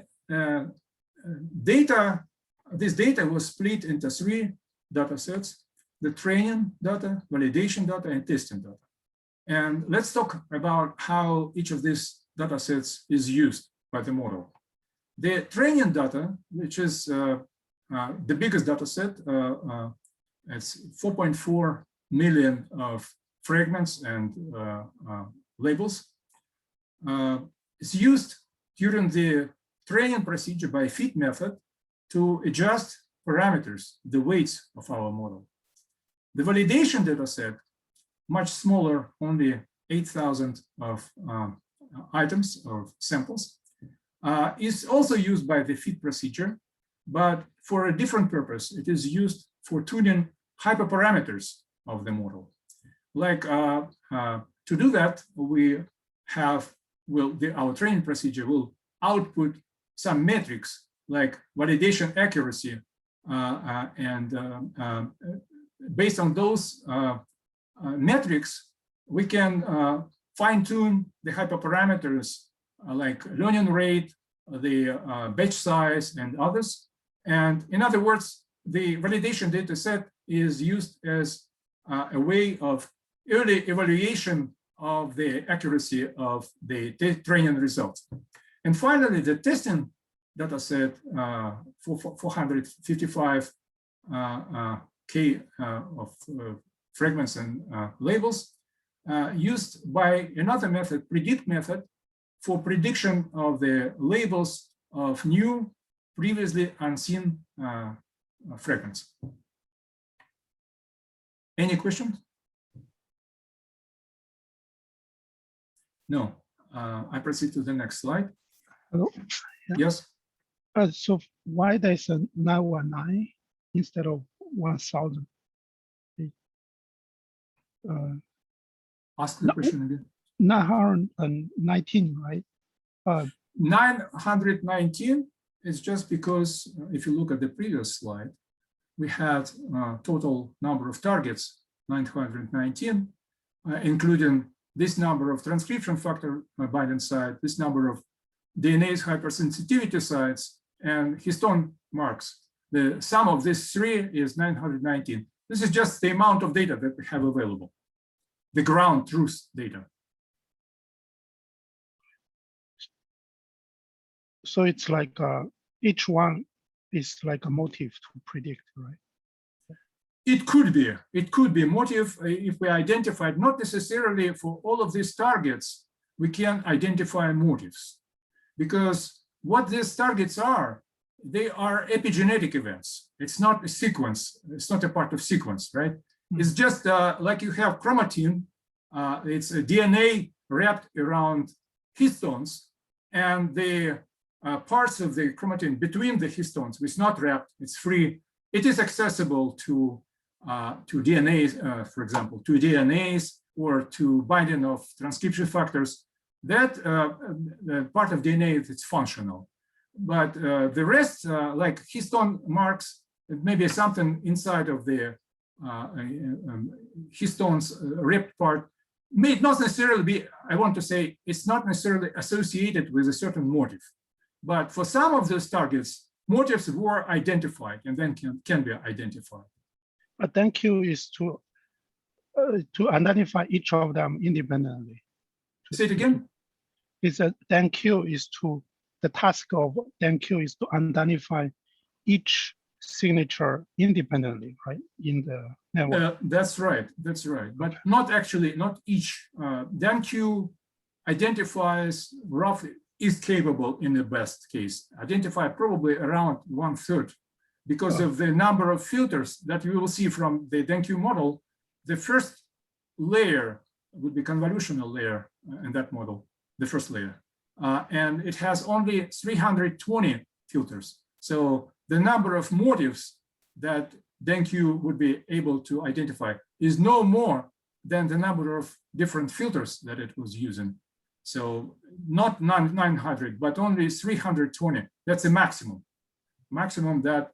But if you increase the number of the filters in them, you can modify that code yourself. Maybe it will detect more, but it's not expected by Dan Q. At least some of them. My purpose is to demonstrate that at least some of these motives can be detected. And I will show later a backup slide that says that about 1/2 or 45% of all the detected motives were actually annotated. In other words, they were found in the motive database. So that. So for each feature, they have a vector of Y as a target. Right. For each target, each of these 919 target. For each function, I would say it's biological function, certain biological function, which is associated with a target. And for each of those targets, theoretically, in the vector of data, we have 1 or 0, which means this target is present or it is absent from a particular fragment. So if this one, then it's one out of this 19 target. One so out of. It doesn't specify which one is it, right? No, they are ordered in a particular case. There is some list of targets. It's not shown here, but we know for what for example, first one. Theoretically, it should be known what target it corresponds to. Okay. Very specific. Every first symbol in the vector of labels corresponds to a very specific target. The same is true for every second symbol, and so on. So basically by looking at this vector of labels, you can say immediately which targets are present and which targets are absent from a particular fragment. Okay. So Gennady, you mean like that might be for a given sample, multiple targets are present, right? That's correct. That's correct. Absolutely. Absolutely. The second question I have, in general, when you work with base pair, here you're showing the sequence list of 1,000, right? So you assume that the target can be detected from only 1,000 base pair. How much weight can you put in this 1,000 for a different problem? Do we need 1,000? Do we need like 5,000? Do we need 500? When we work with base pairs kind of, and we try to detect some information from base pair kind of data, do you know what the sequence length is like? You know, how somebody would know how much of the sequence length you need to include in your data to detect a certain target? Okay, then the answer would be that this data came from the Deep Sea paper. I will discuss the Deep Sea model, but from the Deep Sea paper. Those authors who initially generated those data, they experimented with different sizes of fragments. Those fragments were actually designed by them. They just took the entire non-coded DNA and basically cut this length of fragments from the DNA, use those fragments. They tried different lengths, like they tried 500 base pairs, they tried 300 base pairs, and then eventually they came up with 1,000 as the good number. The reasoning that they used, you can look at the paper and see what kind of reasoning they used in order to pick this number, to keep with this, stick with this number. Does it address your question? Okay. I would recommend you just to look at the paper. There are more details that I can provide you in this. Right. I was just curious if you know more of like how people come up with this number of base pair for different kind of problem, not just this problem. Like, yeah. Right. They did some experimentation. There is some reasoning. They explain in the paper why they decided to stick with this 1,000 base pairs long fragments. Oh, thank you. You're welcome. So this is the Deep Sea model, the model that was originally implemented in Torch, but now re-implemented in Keras, pretty much the same way as the DunQ model was implemented. So I show it this model first because it was actually a predecessor of the DunQ model. So let's see, this model has, what do we have? We have as input, first, input of the model would be a fragment, one fragment of length 1,000, and the fragment will be represented by a tensor of size 1,000 by 4, right? The 4 will stand for ACGT. So in each of those columns, there will be only one unity, all others will be zeros. That's what we have as input. At the output, we will have a tensor of one-dimensional tensor of length 919, the same as the total number of targets. And the values output here, 919 values, would be some values between 0 and 1. And they can be interpreted as probabilities of that this given target is present or absent from the fragment.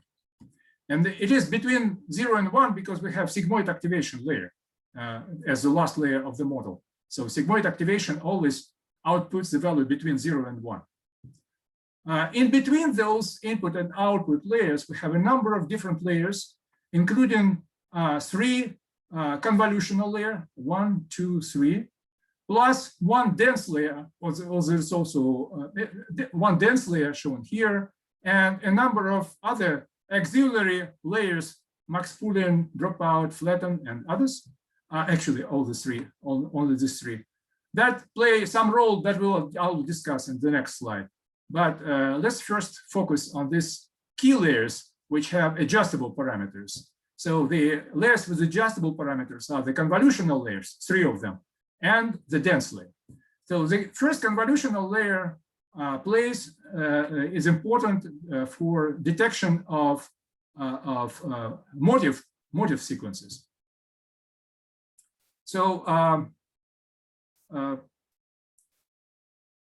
it will be used as an input. The output from this, after training, we can extract the filters, trained filters, and the weights of those filters would be used for identification of the motifs.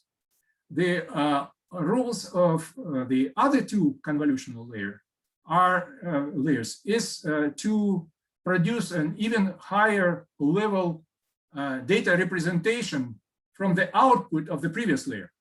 So somehow the data output by the first layer will be somehow transformed and represented in some more a different scale, say. And then the dense layer will linearly combine the outputs from the last convolutional layer and output the 919 probabilities. Then they will be converted to zeros or ones. Any questions about this one?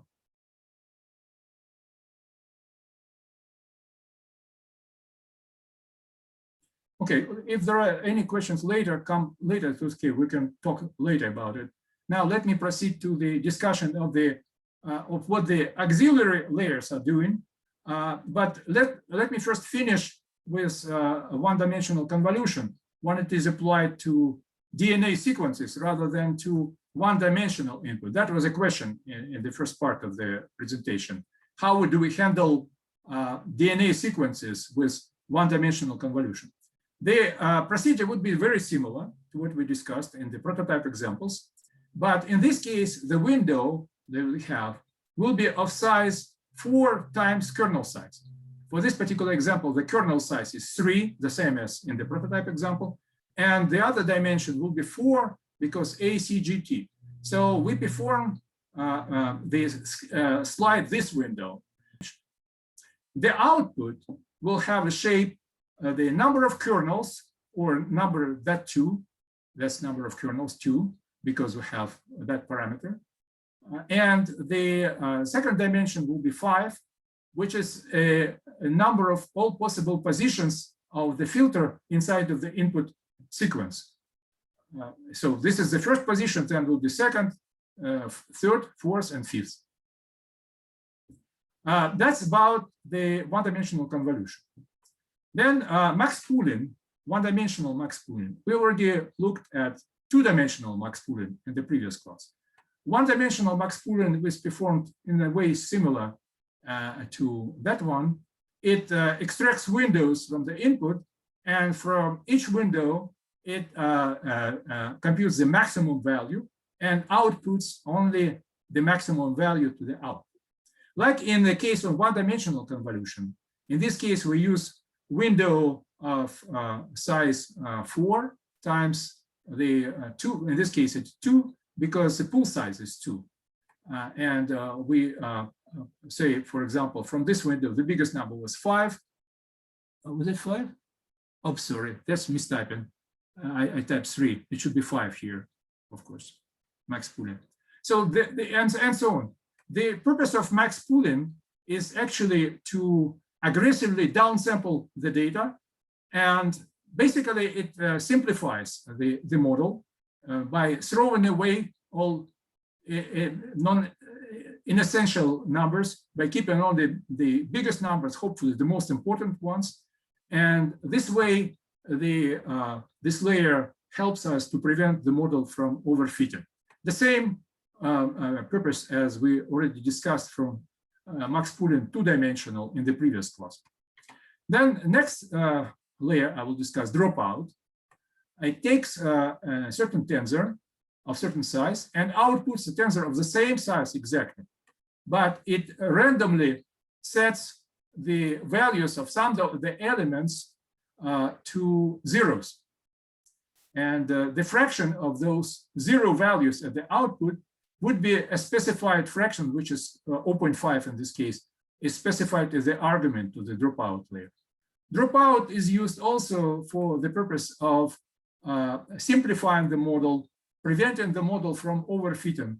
It is yet another and more cheap even method for preventing the model from overfitting as compared to the one-dimensional max pooling. And finally, the flattened layer is just produces one-dimensional output from whatever input tensor there was.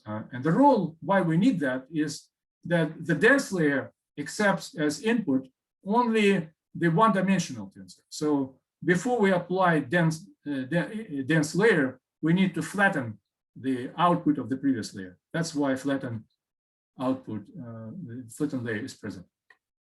Any questions? I do not hear any questions, so I proceed. I have a question. Yes.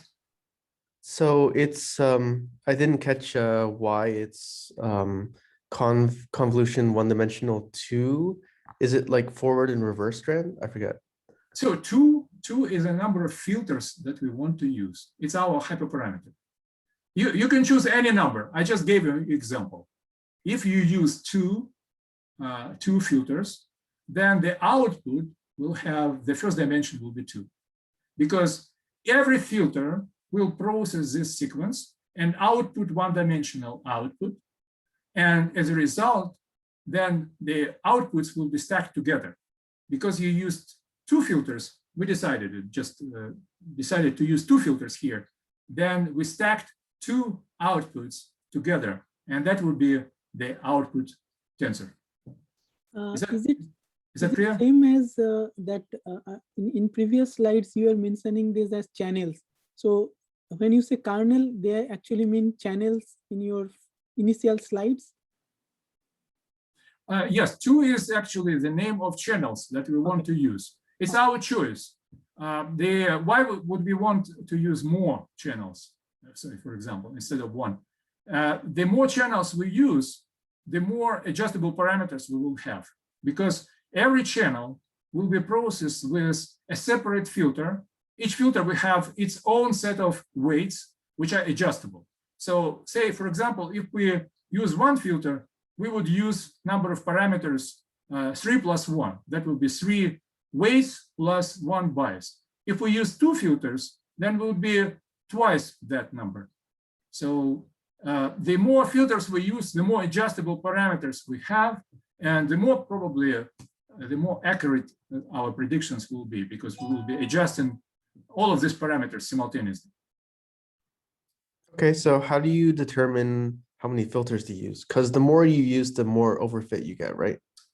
Yes, there is probably some golden set, some golden middle between whatever you want, some kind of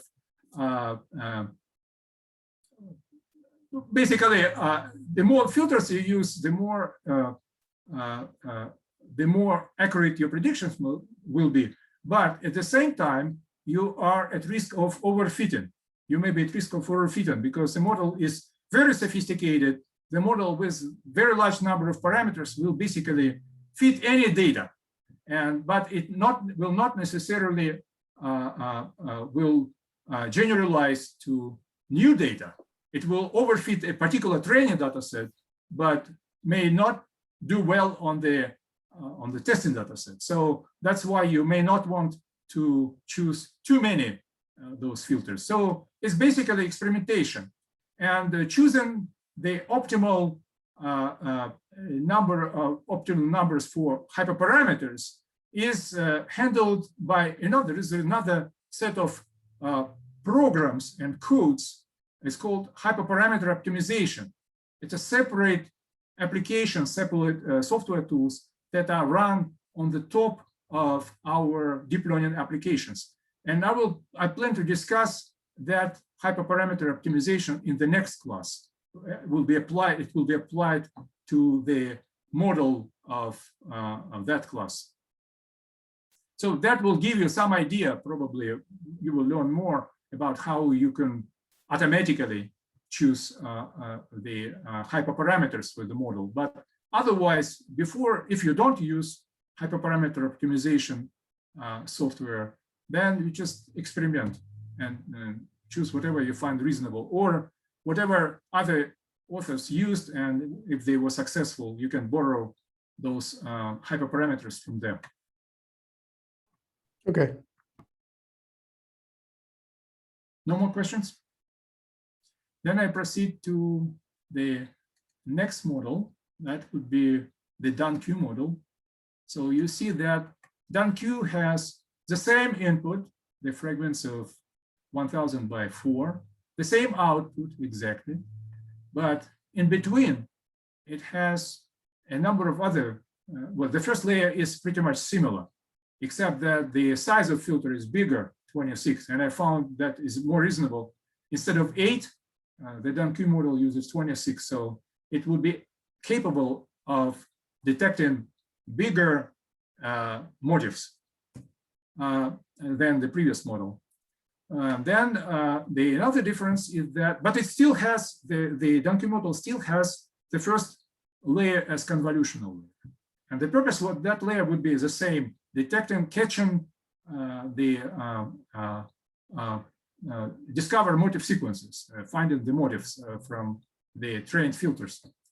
The second layer would be bidirectional LSTM, which means 2 LSTM layers. The LSTM layer will be discussed in the next slide. But in this model, we have 2. One process sequence from the left to the right, another from the right to the left, and the results are then stacked together. So both the results are used in making the final decision about the labels. And then this layer, this model has 2, not 1, but 2 dense layers, which is a different from the deep sea model. I did not find explanation why this author used 2, but probably there was some reason for that. It definitely will increase the number of adjustable parameters. And but I wanted to mention the BLSTM, which is important. It's recurrent layer. And its purpose is to capture the long range dependencies between the motifs or between different parts of fragments. That's the purpose claimed in the paper. And that I believe is true. I try to demonstrate that on the simple prototype example. But overall, we can see that this model is not actually recurrent. It has very different layers. It's a hybrid model. It is still sequential. All the layers are connected sequentially, like a deep sea model. It is still deep. Still number of layers is more than 2. I mean, number of layers with adjustable parameters is more than 2, or even more than 1. That means our model is deep, according to the definition that was given in the previous class. And so it can be implemented using sequential construct approach. But the main purpose, nevertheless, if you look at the number of parameters used by the convolutional layer and by the recurrent layer, the recurrent layer is using many more adjustable parameters than convolutional. So it is more like a recurrent model than convolutional model. And because I mentioned that recurrent processing allows to better than convolutional processing to capture the long-range dependencies between different parts of sequence, I show here one slide. It's a ROC curve that I copied from the original paper, from this DunQ paper. That shows the ROC curve. There on the ROC curve, the x-axis is false positive rate, and the y-axis is true positive rate. So the higher the area below this curve, the more accurate the model is. And we see that the DunQ model, the red curve, is better than any other of the 3 models that I will mention the third model, what it was. But it's the best. It's slightly, not so much, but a few percent better than the deep sea model. And that curve, by the way, was generated for one particular target. The variation is across different fragments on how accurate this target, how much accurate the this particular target will be detected in different fragments. That's how we build this curve. So the deep sea model is a green curve. And the third one, the worst result, is obtained using logistic regression, which is not deep learning model approach, some statistical approach. It shows the worst result. So there's basically one chart that justifies the use of the recurrent layer and the DunQ model. There is one more. There are more data in the in the Dunque paper that will discuss that further. Any questions? For the dropouts, it's a randomly drop out of the data point. But for each sample, are they dropping out at the same position? Not necessarily in the same position. What we detect is just presence or absence of the motif or target, but our model does not specify here what, if you're talking about this entire model, it just says present or absent. That chart refers to this output. So it basically says for this particular target, which corresponds to one of this piece. I'm not sure which one of them. I mean the dropout layer there. So for each sample, they randomly drop out. So dropout. Okay, you are talking about the previous slide. Yeah, for each sample, you have many samples. For each sample, they are dropping out at different position. That's right. That's right. It's random. It's random. For each sample, you randomly, and furthermore, since you iterate multiple times when you train the model, you may use the same sample multiple times during training, right? Because yes, at one epoch, even at one epoch, you may use it more than once. It's unlikely, but it's possible. But every time, even if you use the same sample, you may still drop different values from that sample because it's random. Okay.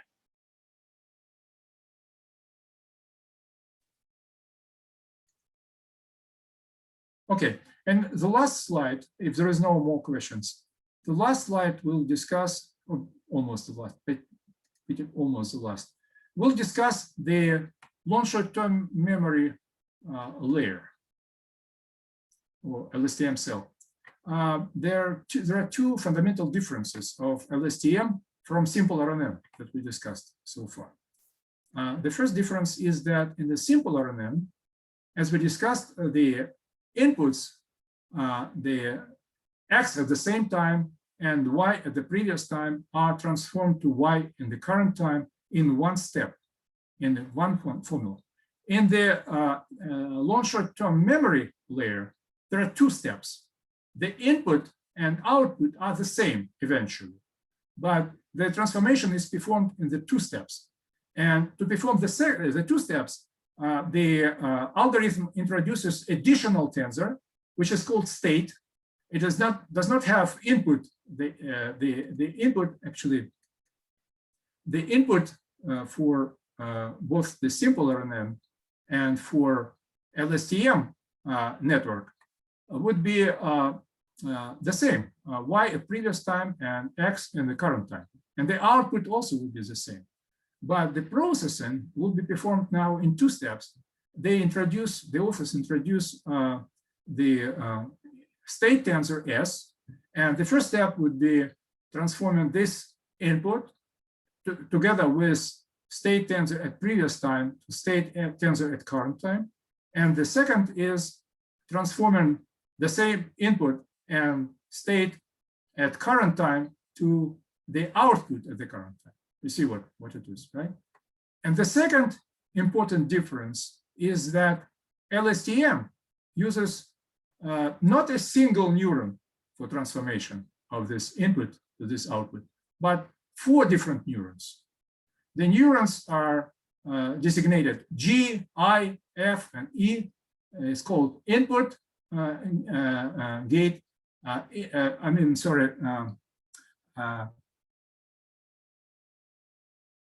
G, I don't remember what exactly G is, doesn't matter. 4, they're designated. One of these neurons has the same activation hyperbolic tangent as the original simple RNN model. All others are using sigmoid activation. And each of those neurons come with its own set of weights. The biases, the weights, and its own activation. You see, activations is either hyperbolic tangent or sigmoid activation. There is one more activation here, hyperbolic tangent, but it does not constitute a separate neuron. It is just an activation applied to the outputs of two of the neurons. It does not is not associated with a separate set of adjustable parameters. So there are total 4 neurons, and the transformations performed by the long short-term memory network are shown here.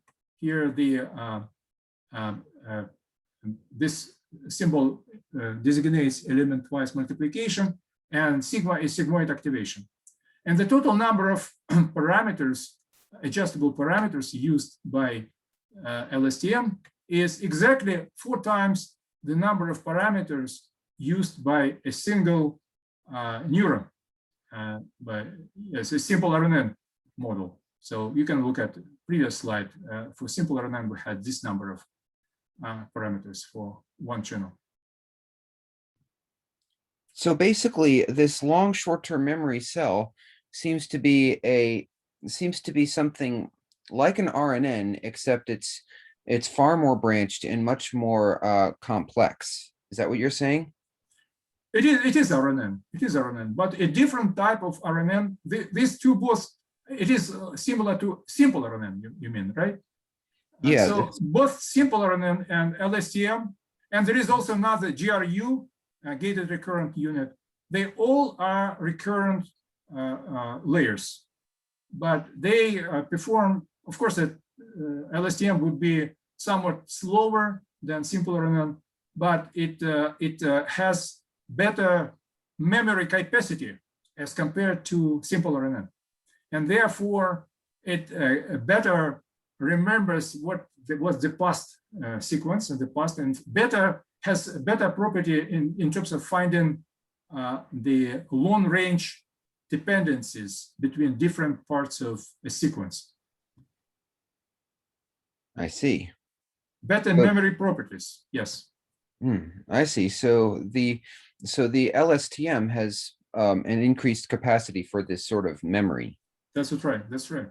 That's Okay. right. But even the LSTM or even GRU, it's not panacea. They do not guarantee that any input, as long as you want, sequence will be processed correctly by this layer. If you use really very long sequence, and you won't find very long range dependencies between different parts of that sequence, even the LSTM will fail.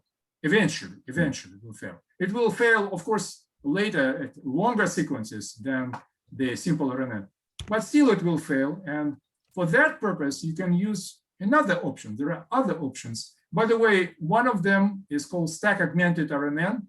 I discussed it in the class number 5, which is recorded. So if you're interested, you can look at it. It's more advanced version of RNN as compared to LSTM or GRU.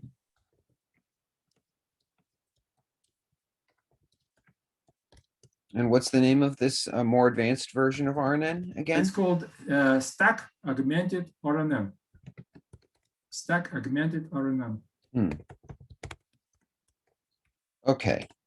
But it's not the only option. There are more. There are other options. I just discussed stack augmented RNN as a part of the 5th class because it was applied to that particular example.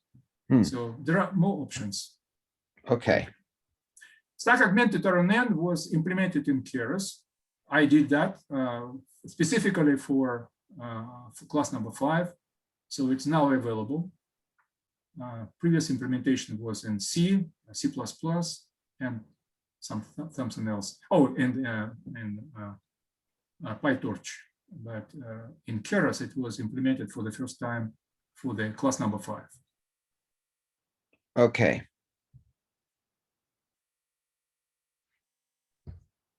Thank you. Okay, you're welcome. Basically, we are done with the presentation. This slide describes how you can run this now biological code in Beowulf. You can use it, run it using a single GPU, or you can use 4 GPUs, up to 4 GPUs. And there is a number of options. You can optionally, by default, it will use DunQ model, but optionally, there is a way to use the DeepC model, and how it is done is described in this link. It's a link to our user manual page for DunQ application. It describes all available options and how to run it, and how to generate those visualizations as well, the ROC curve and this web logger chart. And finally, this summary summarizes the topics that we discussed during the presentation.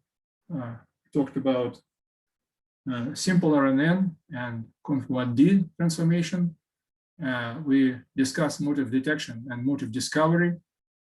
We mentioned that recurrent processing has memory, and it has, if it uses multiple channels, that channels would interact, unlike the multiple channels for convolutional, one-dimensional convolutional transformation. I mentioned, I discussed options of the stochastic gradient descent, and we talked a little bit on simple examples about backpropagation and long-range sequence dependencies. And I provided examples that demonstrate the vanishing gradient issue. And then we discussed biological example, DeepC and DunQ model, a number of layers that are used by those models, and the previous slide, how we can run all the software on Bible. Thank you. Any other questions, if you have any? We're actually already beyond all the, I probably need to schedule class for longer time, but we are mostly done with the presentation. If you have questions about how to run the software, we probably don't have time right now, but send me email, and the description of how to run the software is available. It's a separate web page, so you can look at it. It should be straightforward. But if you still have questions, send me email. And there's a last question in the chat. Do you want to answer that now, or do you want to answer that offline? I didn't get the question. There's a question in the chat. Do you want to answer now or offline? Oh, yes, of course. Of course, if there are questions, it looks like we're still not disconnected, we can continue. Let's talk if there are chat questions. Yeah, one of our users, one of our attendees, I'm sorry, is asking what are the typical lengths of memory that they can handle for simple RNN and LSTM? Okay, for simple RNN, as you can see from our prototype example, I don't have exact number. It probably will depend. It will probably depend on the hyperparameters, but in order of magnitude for our simple example, I used a length of 20, and simple RNN was not perfect already. It predicted the accuracy it produced was only 93%, about 93% for 20. For the LSTM, I know from literature, it may be more or less good for length up to 100, but beyond 100, it may fail. And that's why in the class number 5, which used the fragments of length 120, I used stack augmented RNN. It performed better than simple RNN or GRU. That's basically the answer to your question. So 100 is roughly the limit for LSTM, and probably a couple dozens would be approximately limit for simple RNN. Can you comment on the use of PyTorch versus Keras, which is more convenient? PyTorch, what kind of comment you would like to hear about? What's the comparison? You mentioned different implementation, right? Oh, right. Yeah, PyTorch versus Keras versus TensorFlow. I did not do comparison, and also it was hard to do comparison because PyTorch implementation was developed a while ago. It was using older version of TensorFlow, whatever software, which is probably now it's out of date. But for this model and for, I mean, PyTorch actually I mentioned in connection to the class number 5, not for this class. For this class, the original implementation was in Keras for DunQ, and it was Torch, not PyTorch, but Torch for DeepC. But DeepC model was published 5 or 6 years ago. I think 6 years ago. So it's probably already out of date. It wouldn't make sense to compare because for my implementation on Beowulf is updated compared to the original implementation for both DeepC and DunQ. I'm using the most recent version of Keras. I'm using the most recent version of TensorFlow. So it probably would not make sense to compare because it's. Got it. Thanks.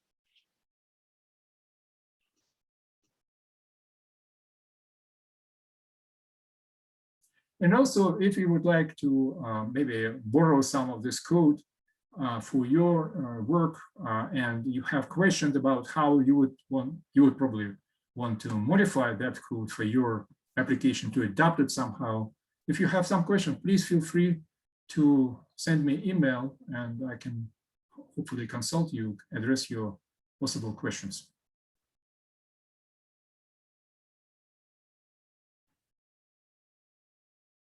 There are also backup slides here, a couple of backup slides that I will not discuss them in detail because we don't have time left. But this backup slide explains the other non-default options of the stochastic gradient descent optimizer. What will happen if we have learning rate different from the default learning rate, which was 0.01, 1 to the 10 to the second, 10 to the minus 2. If we use, say, very small, much smaller learning rate, then potentially our convergence may be very slow. It may take us a while to converge to the minimum of the loss function. If we use high learning rate, it depends. You may have oscillations in your output. Each epoch will produce a different oscillating value of the accuracy, or you can even observe like this. For very high, the learning rate may start grow instead of decreasing. That's because of wrong learning rate parameter, hyperparameter. And also there are momentum and Nesterov accelerated gradient, some options that if you choose non-default values, they will modify the procedure, they will modify the equation that is used for updating the weights. The additional terms are shown in red font, so you will see what these options will use. But again, I don't have much time left. We probably should finish. If you have questions about that, if you have interest, please feel free to ask and I'll respond. And one more slide, backup slide. Just I like that paper because it not only detected those motives, but it also compared the detected motives against the motive database. I think Jasper was used. So they found 45% of those detected motives or discovered motives were found also in the motive database. So those motives were discovered correctly. They were real. They were confirmed by other methods. There is one more question about regarding stochastic gradient descent. There's a parameter called Nestor OV. What is that name? Oh, Nesterov. Nesterov is actually the last name of the author of that. So the basic idea is it refers both these improvements refer to very complex case when, say, what we want to do when we train, we want to minimize the loss function, right? the loss is a function of many weights. It's multidimensional. Basically it is a surface in multidimensional space where the coordinates of the space are different components of the weight, different weights. And imagine that the surface has shape like this one, where say you are somewhere, it's a valley between two steep slopes, and the valley is shallow. So the slope in this direction is small, but the edges, the slopes, the two slopes are very steep. And you want to move along, this is the projection of what I'm saying. You want to move along this valley to minimum of the loss, which is located somewhere here. But the slope in this direction is very small. So you will be moving very slowly in this direction. You would move faster if you would increase the learning rate. Basically, the bigger the learning rate, the higher the increment of weights that you will have with the same gradient.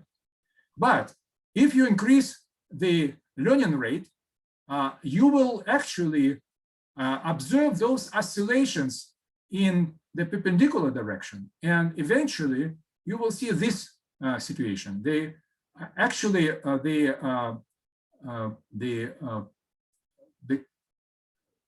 accuracy will go up. You will climb up this steep slopes. So the idea of Nesterov accelerated gradient was to increase the convergence, the speed of convergence to the minimum without increasing the learning rate. So for that purpose, he suggested, Nesterov suggested to compute the gradient of loss, not at the current value of values like we did previously, but at some earlier time, at some earlier iteration, at previous time, when the gradient was higher at that point. And so that would speed up, basically a little bit speed up the convergence to the minimum without increasing the gamma, and therefore without this issue with increasing the loss, without increasing the loss. Is that clear? Yeah. Thank you very much. Momentum is similar idea, also with the same purpose.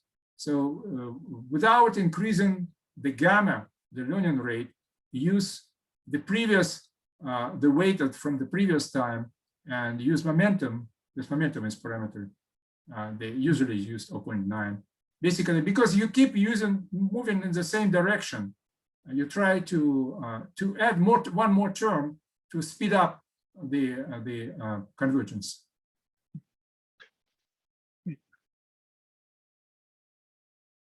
Any other questions?